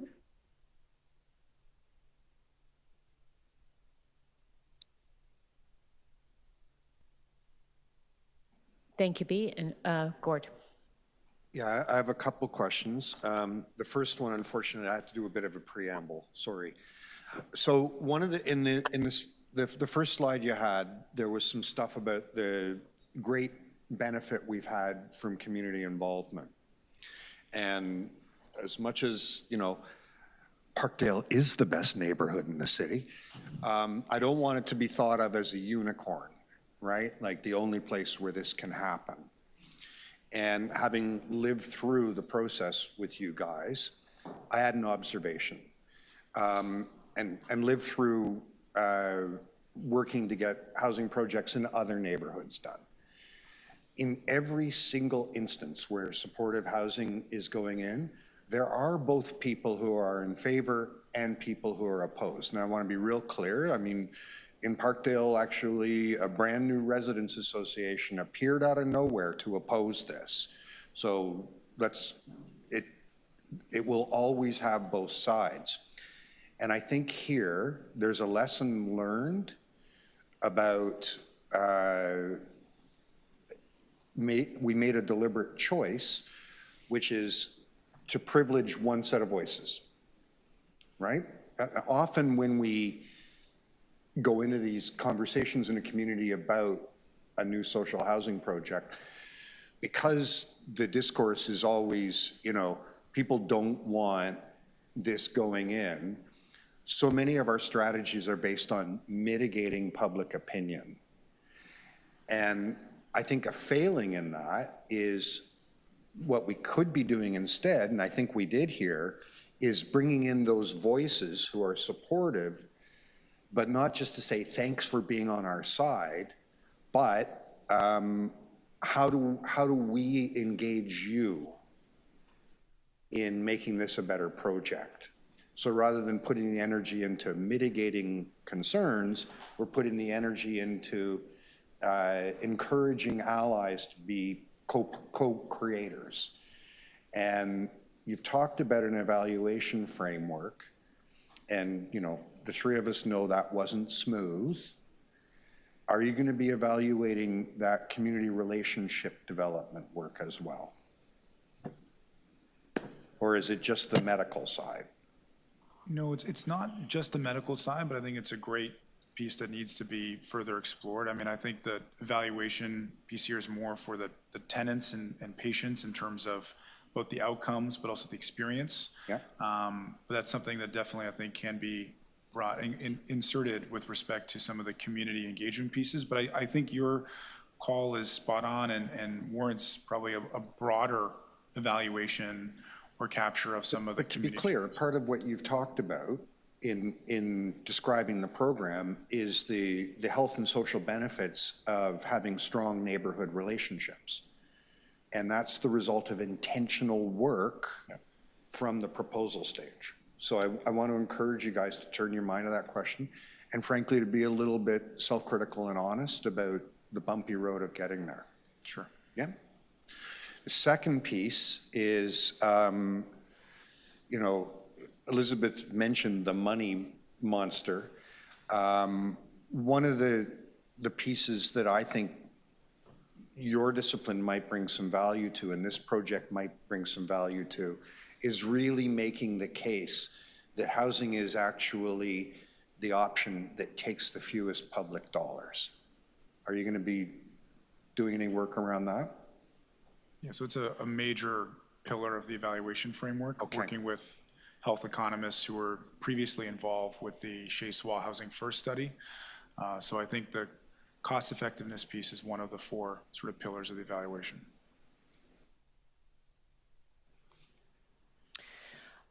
Thank you. I'm seeing no other hands going up. This was incredibly helpful, I think, to our committee broadly as we think about where we want to push and make recommendations and be supportive of what are clearly solutions to those in greatest need around housing. I do have a motion. I'd like to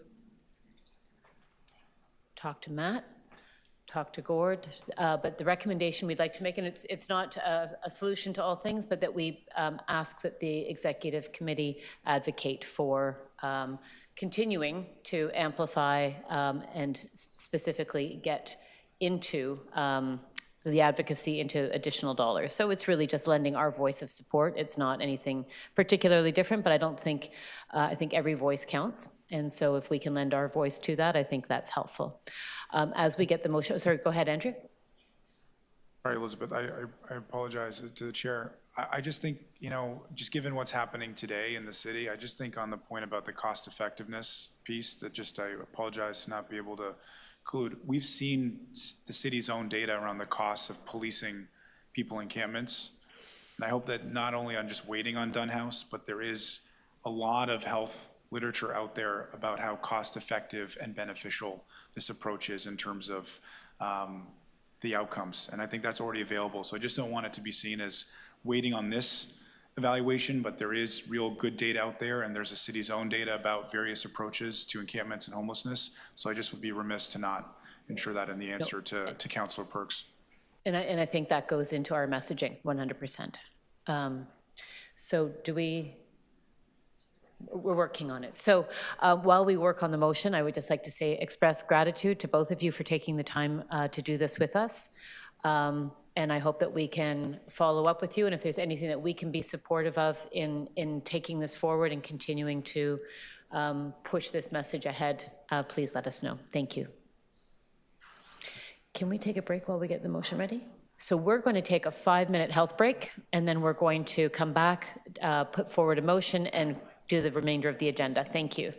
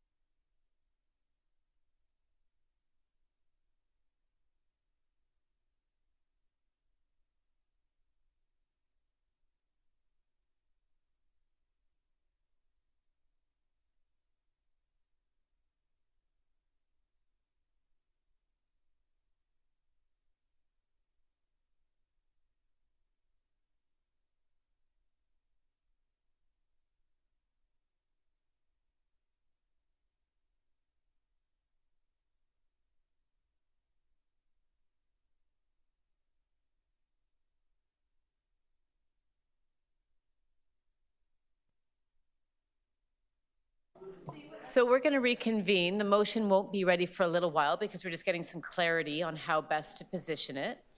So we're going to move on with the agenda, and we can come back to this. The next item on the agenda, do we have everybody back online?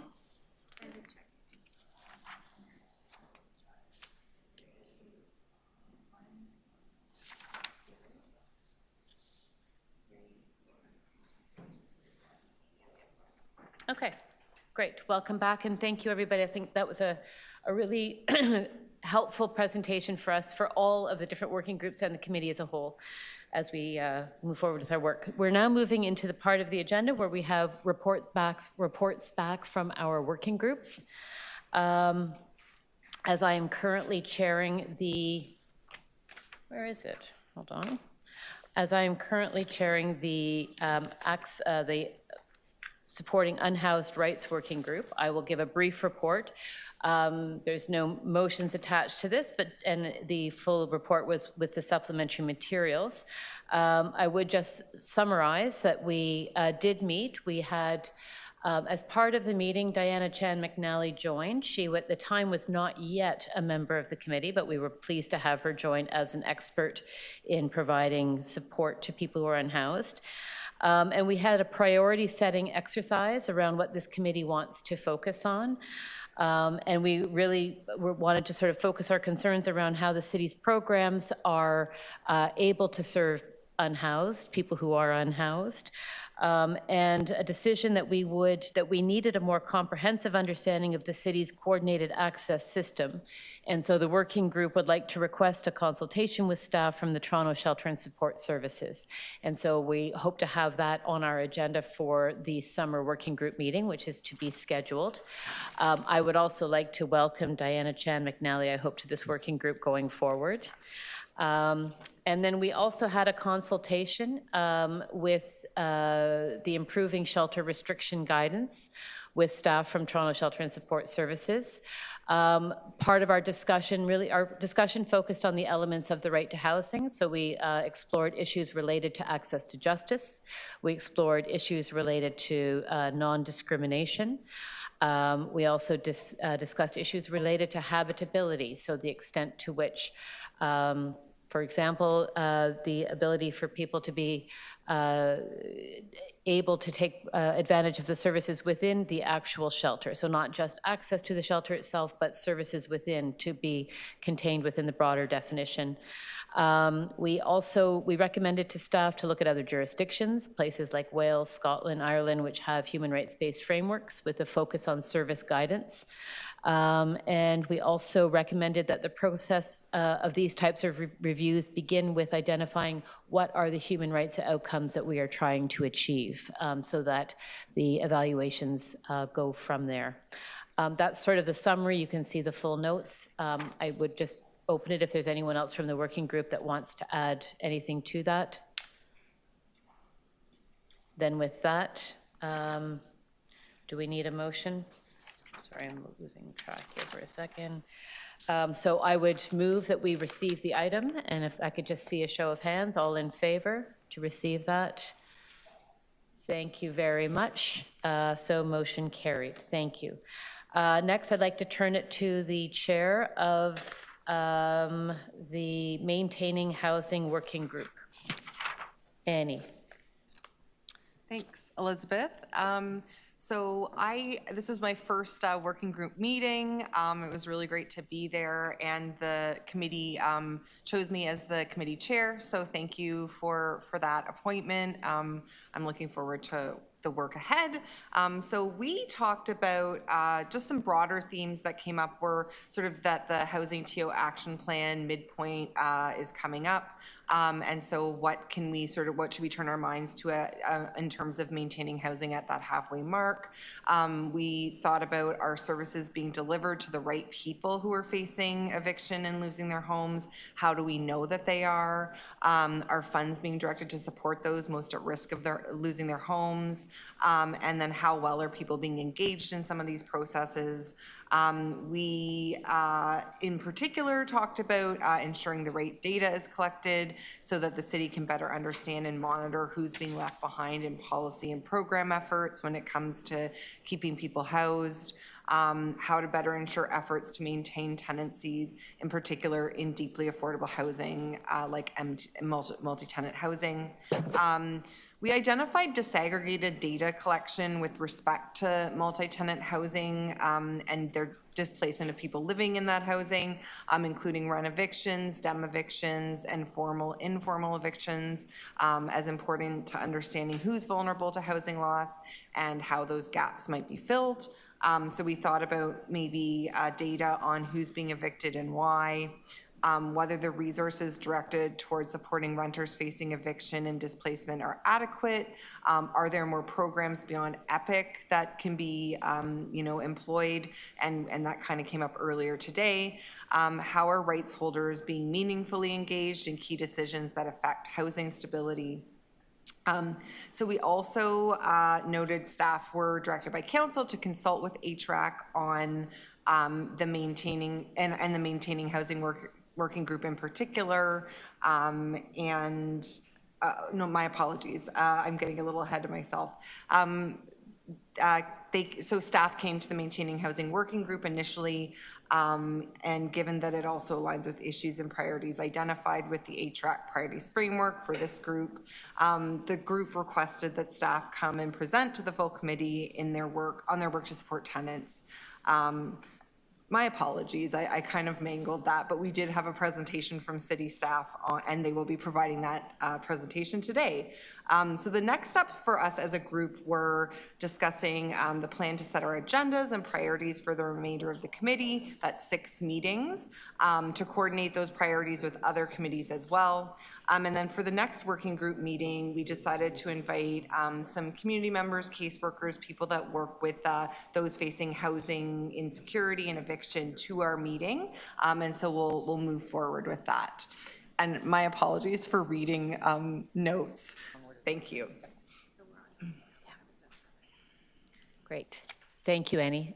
Just brought to my attention that I skipped over item 7, but we went straight to 8, and that was great. Are there any questions for Annie and the Maintaining Housing Working Group?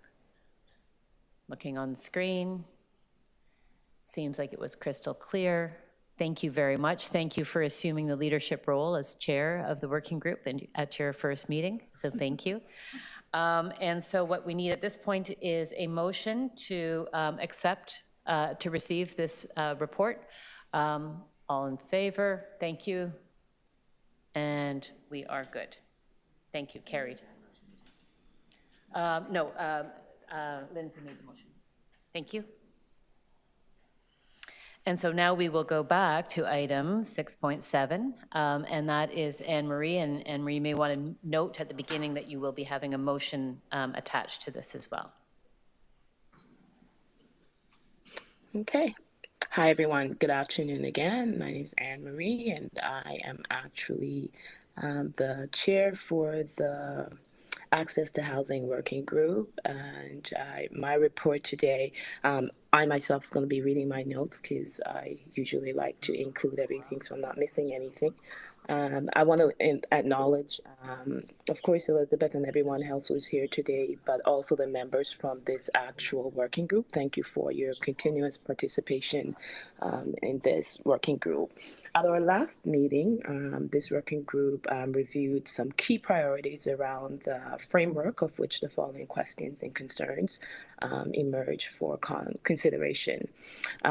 Some of it was around barriers to accessing affordable housing that is safe and accessible and meeting the needs of those who are most vulnerable. Some questions that came out of that is like, is the city applying an intersectional lens approach to access and understanding barriers? Also, rights holders, like what opportunities are there for rights holders, especially those who are impacted by housing precarity, looking mostly at the design of the city's housing pathways and referral programs. We also have questions around the adequate staffing and resources for housing workers serving people, as well as those exiting the shelter system. How is access to housing monitored and evaluated? That came up in our conversation as well. We did a deep dive into deeper conversations around the demand for affordable and subsidized housing, the demand for that really, as we look at it from citing that both of it outweighs the current supply, resulting in a need for better managed systems that support fair and equitable access to housing. Around programs and accessibility, while there are many programs at the city for people to access housing, it is understood that and further discussed that there are programs, there needs to be more programs made accessible.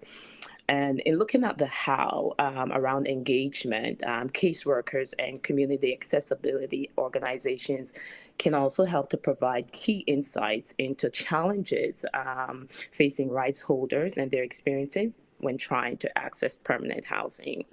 There was a consultation on access to affordable units and RGI housing that came out of a previous Improving Access to Housing Working Group meeting that of which this group requested consultation with the city access to housing team, in which oversees the management of the city's centralized waitlist for rent geared to income, which is RGI, of course, and the integration of affordable rental units into this waitlist. So Yelisa and her team provided us with a deck presentation, which was really good, overviewing the My Access Housing TO city centralized waitlist system for RGI housing. And she gave an overview of the process and the integration of the affordable rental units onto that centralized wait list. And this also included updates on enhancements to improve user accessibility, increasing technology access, and establishing referral pathways with shelters and community networks. And that's to enhance a smoother process into the integrating clients on the wait list. A much more robust and vibrant discussion continued on as we talk about issue of accessibility, and the areas of discussion that we looked on was, for example, the province offer a single offer rule, which can sometimes be very overwhelming for those who wait for a long time for RGI units.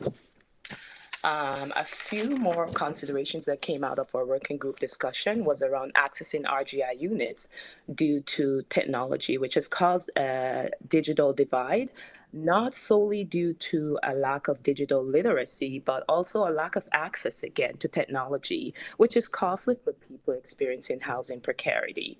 The annual reporting processing also noted that RGI or community housing tenants can be it can be re-traumatizing for them due to housing being much more contingent on them being able to complete reporting sometimes with no computer access. The city's optical character, I believe the acronym for that is OCR, also in recognition of that should include the perspective of or be considered for violence against women, VAW perspective, citing that this population is best served when services are less automated and a bit more personalized to meet the needs. Recommendation was put forward, which included additional referral pathways with agencies serving people in housing precarity and including those living with disabilities.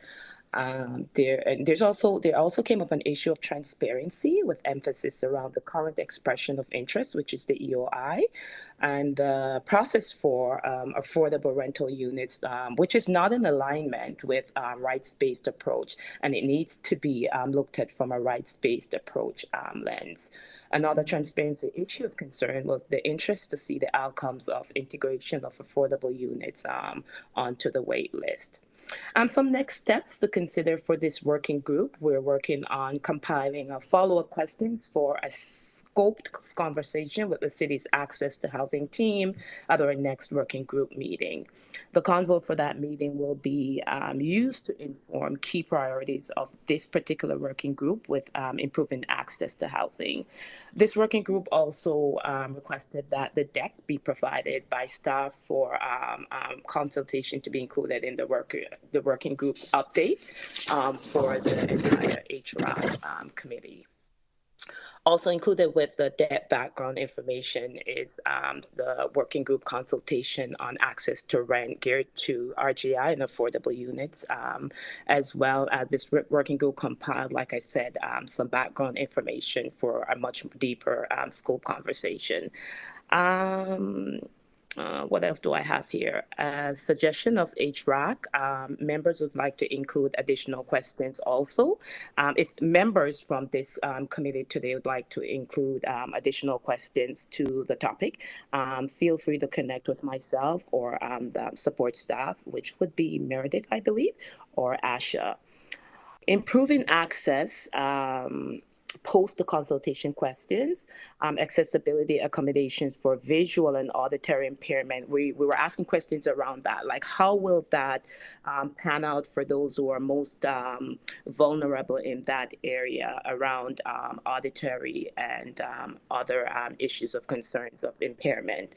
Also, how are those with mental health needs will be able to access supports in respect to the said conversation, and how's the city prioritizing the allocation of RGI units for people exiting the shelter system. So those were just some of the questions. I know that we have other things to come up on the agenda, as well as I would like to bring forward the motion that we will be speaking of at the end. I think Tanya is going to help us with that, so I could read it to you guys. Yes, she is. So is the motion up? Here we go. The motion has now been put on the screen. Go ahead. Okay, thank you for that, Tanya. Just before I get to that, one last thing I'd like to put on this agenda is that a few of us attended a consultation focused on housing policies and programs that was on May 29th, I believe, hosted by the Housing Secretariat, Toronto Building, City Building, and City Planning. And the discussion was around the new replacement housing handbook, as well as we also shared insights on the different agenda items around the rental replacement handbook, but also the rental renovation license bylaw and the multi-tenant housing. So that's really just all of the announcements I have for the working group. I read the motion that the Housing Rights Advisory Committee invite the Centre for Independent Living in Toronto and the GTA Disability Coalition to provide a joint presentation at the September 16, 2025 meeting of the Housing Rights Advisory Committee. That's all I have. Thank you, Anne Marie. So that having been moved, are there any questions regarding the motion? Then can we please put that to a vote, and all in favor? Can I see a show of hands? I can't see online on the screen. I can only see Anne Marie. There we go. Thank you. Seeing everybody. Then carried. Thank you. And do we also need a motion to receive the report from working group? No, we're good. Okay. Thank you. Chase, was that your hand going up? No. Yes. You need to unmute. No, sorry, I was just putting my hand up for the motion from before. Okay, great, thank you. Okay, so we now have the motion ready from the last item related to the presentation on supportive housing. So we'll put that up now. We've got some clarity from the city clerks, so thank you very much for that. And the wording of that motion now is that the Housing Rights Advisory Committee recommend that Councillor Gord Perks submit a letter to the Executive Committee on behalf of the Housing Rights Advisory Committee to request that the Executive Director, Housing Secretariat, continue to advocate for the provincial and federal government for a funding portfolio that supports the expansion of deeply affordable housing development in the City of Toronto, including funding for the operation of these housing models. Yes. And people wonder why citizens are alienated from government. Are there any It's questions? the most convoluted motion ever. It's not where it started. So what it means is that what we're going, actually, Gord, do you want to explain what it means? Sure. I agree with you, Gord. We would like to provide advice to Toronto City Council that they should be advocating or continue advocating for block funding for supportive housing. I know. The complicated part is how this committee relates to the elected committees, right? So because I'm elected, I can write a letter to other electeds. There's a better way, we'll find it. But some of the wording also changed from the original where it was housing with support, so there was some deliberate, but we can put that in the letter and we will. The letter we submit will capture that more precisely. Along with some of the comments that were made in the course of the discussion around the urgency, around the learnings, around all of that, around intersectionality. So those elements will be in the letter and we will share that with the committee. And I'm secretly going to make Elizabeth write it and I'm just going to sign it. So if there's no other questions, if we understand what that motion implies, then can we, I am moving that. All in favor? Thank you very much, and carried. It's 12:22. We're going to go over. We have an important presentation coming to us, so we're going to, this is our last item of the day. Elizabeth? Can Yes. I move a motion to extend to complete the agenda? I was told we didn't need it, but we will take that motion. All in favor? And we will continue until the agenda is completed. Thank you, Gord.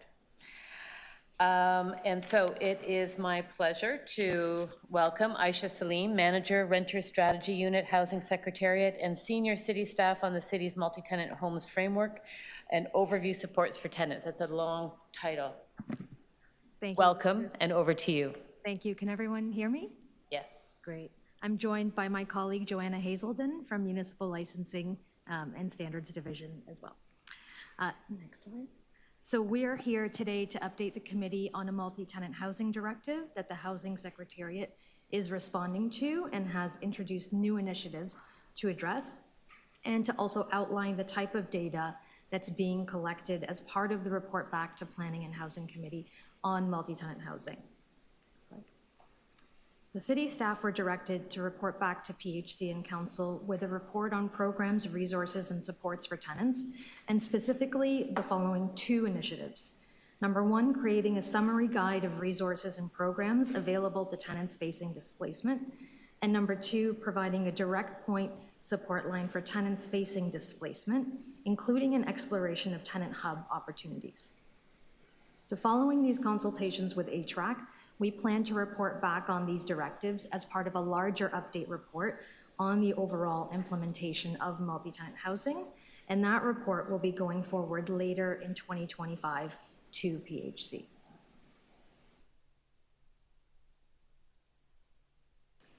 In response to the directive to create a summary guide of resources, we have created a plain language and tailored brochure, which committee members will see in front of you, and it's specifically geared towards tenants.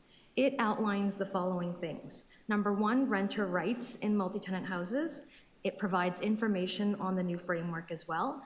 And then lastly, it provides resources and phone numbers for tenants to access for help, including phone numbers for legal advocacy and multilingual supports. The Secretariat consulted with a number of housing and tenant advocates on the development of this plain language resource for tenants.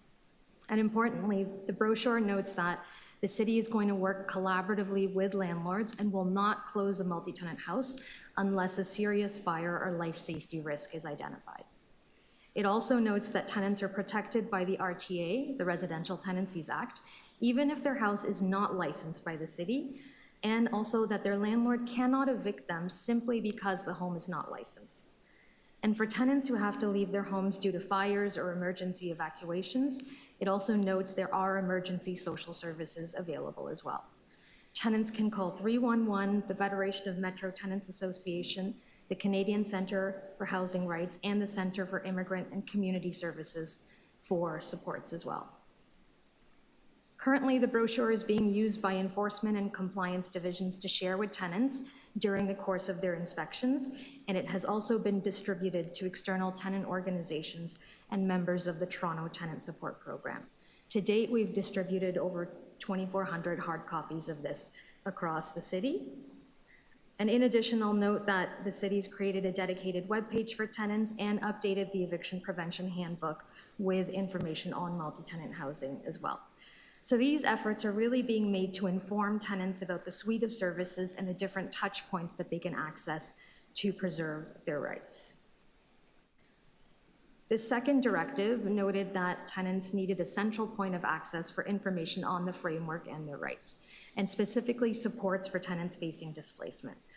That central point of access at the city is 311, and divisions have worked closely with 311 to provide the information and referrals that they can provide to tenants, including information for tenants on those legal advocacy, financial, and multilingual supports for them.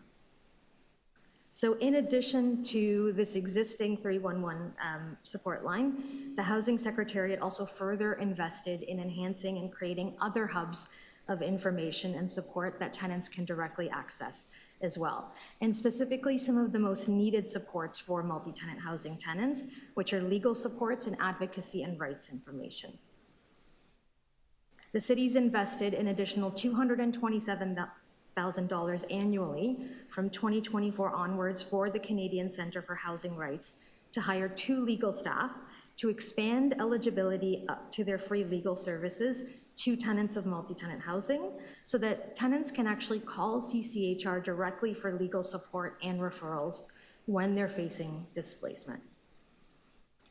And then last but not least, the city's also invested an additional $75,000 annually to the Federation of Metro Tenants Association to hire an outreach worker that goes directly to tenants that may be at risk of displacement and eviction by their landlords. We know that most tenants are protected under the Residential Tenancies Act and don't need to move out if they receive an informal or formal eviction notice from their landlord and can stay in their homes until their case is heard by the Landlord and Tenant Board. And we really wanted to address this issue directly and proactively equip tenants with information to understand their rights. And as such, the city's funded this new outreach program by FMTA. And what happens is that an FMTA multi-tenant housing outreach worker now visits each unlicensed multi-tenant house identified by the city. They knock on the door, they speak to tenants, and they offer them with information on their rights. And if requested by the tenants, they offer them support in connecting to a range of city and other support services. I will say that with this program, we're not waiting for potential eviction to happen. We're proactively deploying resources to the unlicensed MTHs to connect directly with vulnerable tenants. So in conclusion, with these specific services, we have the one central point of contact in 311. We have a plain language resource for tenants, a direct line of legal support, and finally, the proactive outreach program to the most vulnerable tenants. And with that, I'll hand it over to my colleague in MLS. Thanks, Aisha. So again, my name is Joanna Hazelden, and I'm the manager of the policy team at Municipal Licensing and Standards. And I'm going to talk to you about the type of data that you can expect as part of the fall report. Council specifically asked us to include several different pieces of data. And these are things like applications for new multi-tenant houses. They want to hear about unlicensed houses that were successfully brought into compliance, the data and statistics and the complaints that we get and how we resolve them by ward, and including the adequate funding resources needed. I will say this is what council has asked us for. We do have quite a bit of data as well that we will include. And I'll just mention, when we spoke with the working group earlier in May, we had a really great discussion about what the things that you're looking for. So I will say, for example, we got asked about what kind of demographics data. So this is something we've taken back and are looking at. So really appreciate that conversation. And are looking forward to more. So I'm going to pass it back to Aisha, and she's going to talk about the tenant and housing data. So for the fall report back as well, the Housing Secretariat is going to be reporting back on research that's being conducted by CCHR on the impacts of the framework on tenant displacement. We're also going to be providing an overview of the work undertaken by our Toronto Tenant Support Program partners, including the Federation of Metro Tenants Association, the Canadian Centre for Housing Rights, and CICS as well. We'll also be providing updates from city programs that serve tenants and landlords of multi-tenant housing, including the EPIC program and the multi-tenant housing renovation and repair program. The data that is going to be provided may include quantitative aggregated data on the number of cases, the types of cases, the supports needed, and will include outcomes as well where possible. We're also going to be doing work to identify where there's existing data gaps as well. And that's the end of our presentation. We're happy to take questions. Thank you very much for that. I'd like to open it to the committee if there are questions. And so I'm just looking at my screen to find out who's online and whether there are any questions. Are there any questions in the room while we wait for online to come up? Joy, is that your hand going up? And Saroja? And Nicole, was it your hand too, or just, no? Okay, so Joy and then Saroja. Okay. Just wanted to say how glad I was to see this moving forward on collection of data.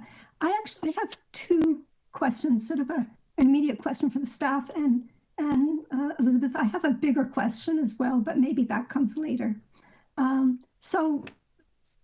For you good folks at city staff, it sounds like data collection has already begun, and I know I'm being premature, but I'm eager to hear, are any trends or new discoveries popping up? I can take that question. For the tenant support services, we are in the process of analyzing the data, verifying it, and continuing to collect it. So it's still, we will be reporting back on the trends later this year, Joy, so stay tuned. We wait with eager anticipation. Yeah, I'd say the same thing, because we are focusing on the year one data, which just wrapped up at the end of April, or pardon me, the end of March. So yeah, we're doing the work to analyze, and we know everyone's eagerly awaiting the data, and this is really the focus and the importance of this report that will be coming forward in the fall. Mm-hmm.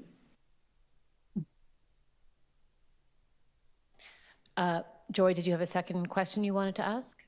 It's not of staff, maybe it's for you, Elizabeth. So I was very struck, very moved actually, by the comments raised by Melissa Goldstein in her report on this item on the agenda. And I wanted to have what is the best way to give this report kind of the attention that it deserves, to ensure that, you know, the good ideas that are in here bear fruit and it just doesn't become another motion where nothing happens. So I'm really looking to Elizabeth, or perhaps it's Councillor Perks, on what's the best way forward on this.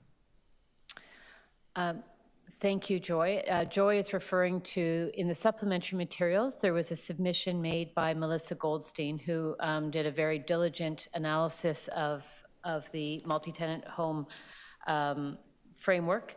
And there are a number of recommendations that are made in that. I think in the first instance, we as a committee haven't had an opportunity to review the totality of that report. I would suggest that it, perhaps be reviewed by the working group to distill it and perhaps bring it back to the committee if there's a recommendation that the working group wants to get behind, or a set of recommendations that the working group wants to bring to the committee. I would also, and I don't know, I'm assuming that staff receive the supplementary materials and review them. So I'm looking at heads nodding that is received and considered by staff. And then I would look at Gord if there is a third piece of this that we should consider in terms of paying attention to a piece of work that was submitted in this regard. Well, I confess, I haven't read the entirety of it. I've just glanced at the summary. Some of what is in this is already stuff we dealt with under the Ombudsman's issue, the heart table and the emergency services piece. So I'd say, and those look like the key issues. So I don't know that we need to revisit that. Right. Okay. Yeah. I don't want to conflate the two things. No, fair enough. And I think members of the committee should understand that the issues in the Ombudsman's report all existed before the new multi-tenant housing framework came into place, before there were adequate inspectors, before there were supports for tenants, before there was transitional funding for owners. So the Ombudsman stuff comes out of sort of historical problems, which this report actually, or this presentation, a lot of the stuff in it already addresses. So I'm reluctant to go too far down this rabbit hole. Okay, thank you. Do you want to? Nope. I'm looking at Annie for those who are. Yeah, I mean, I think maybe the Maintaining Housing Working Group could take a look at the report and bring anything back that we think, you know, hasn't already been addressed or is in process of being addressed, if that works. Yeah. So I don't know if that answers your question to your satisfaction, Joy, but I think that's probably procedurally the right way for us to go. Great. Thank you very much. Saroja, you had your hand up. Can you hear me? Hi, can you hear me? Yep. Oh, okay. Yeah, no, thank you so much for this update, and I really appreciate the advancements that have been made to address some of the gaps in the multi-tenant homes framework rollout and to support tenants staying in their homes.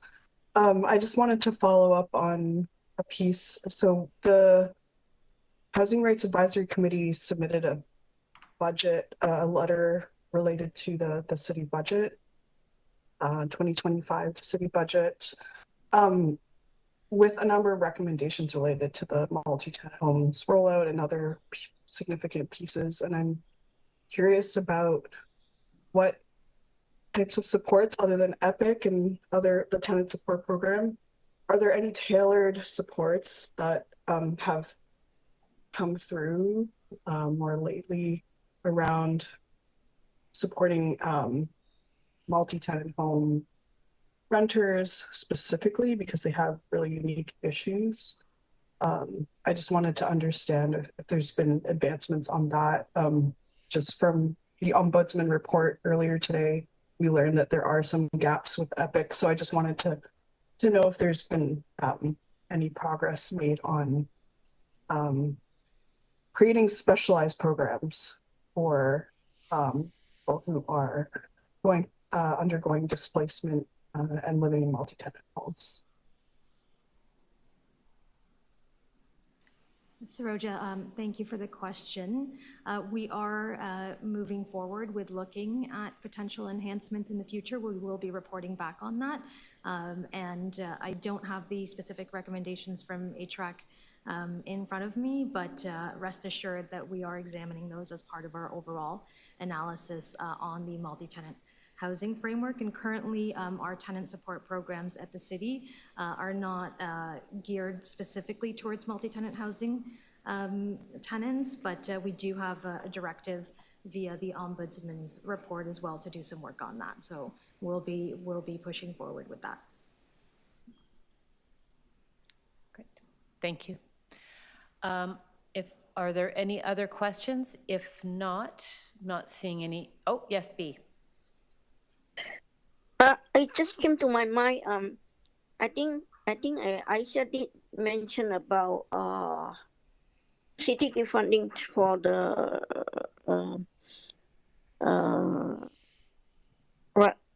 can you remember the legal clinic, the CCHR. Yeah, to people can call them and then they can direct them to the legal clinic.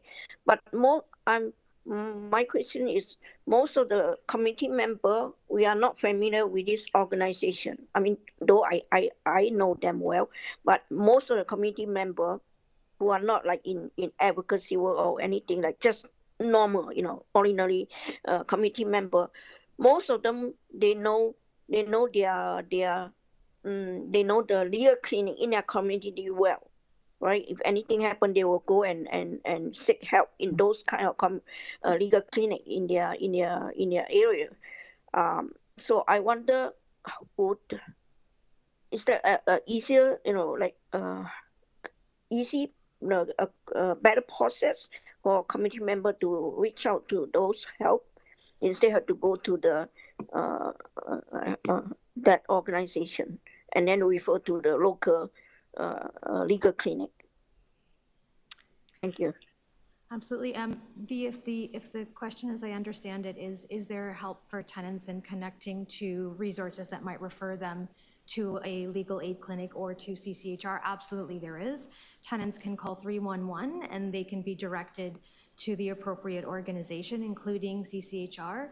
They can also call the FMTA hotline as well, and supports can be provided via that hotline. And information provided to tenants on legal supports, including CCHR. So would the if some of the community member they might not call the 311, they might just go to the legal clinic in their neighborhood or community. Would the legal clinic in their community have the right to do that? Yes, absolutely. Legal clinics do have the right to provide services to multi-tenant housing tenants, and we would encourage tenants to seek support wherever they can find it, including from their local legal aid clinics as well. In our eviction prevention handbook, we do have information on local legal aid clinics that tenants can access as well. Can this department provide like what's the word to use? Information sheet, that you can put it in a community center or library, for people easily to access? Yes, absolutely. I know the handbook is good, but it's in detail. But sometimes people just might not have time to read it. When they need help immediately. But those kind of like brochure or like fact sheet, is that, I don't know maybe that's not the right word. Those like summary, then people can just pick it up and know what to do when they need help. Yes, absolutely. We do have the renter rights brochure, but we can take that back and look at providing additional resources for tenants on local legal aid clinics as well.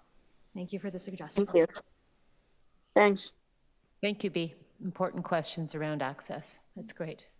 Annie.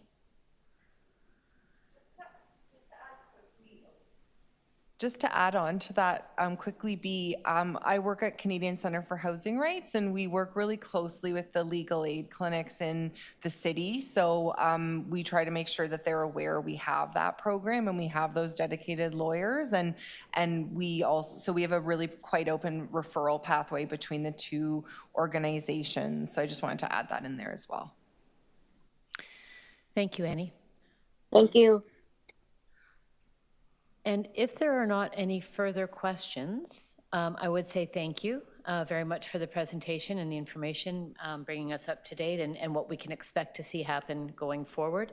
I believe that we do have a motion on this item, and so I would turn to Annie to bring forward a motion related to this. So the committee does have a motion that the Housing Rights Advisory Committee requests that city staff supporting the implementation of the multi-tenant homes framework include in their report back to City Council in fall 2025 an assessment of opportunities and considerations for collecting disaggregated data on vulnerable tenants in multi-tenant housing in order to better identify priority populations that may be disproportionately impacted by housing instability in order to inform planning to ensure that adequate and appropriate services are available to support them. Are there any questions on that, or can we go to a vote? Looks like it's clear. All those in favor? And carried. Thank you very much. So thank you to our colleagues at the city, and we are now at the final item, which is, can I please have someone move the motion to excuse the absence of the members not in attendance today? Was there anyone not in attendance? Never mind, everybody was here. your hand down. Then can I please have, then we are ready to conclude. This concludes our business for today. Thank you to everyone for participating. Thank you for the patience to those who were online. Thank you for just really great questions and engagement on the content, and look forward to seeing everyone on September 16th, 2025. In the meantime, we'll be seeing each other at working group meetings over the summer. Thank you all, and be seeing you soon. Take care.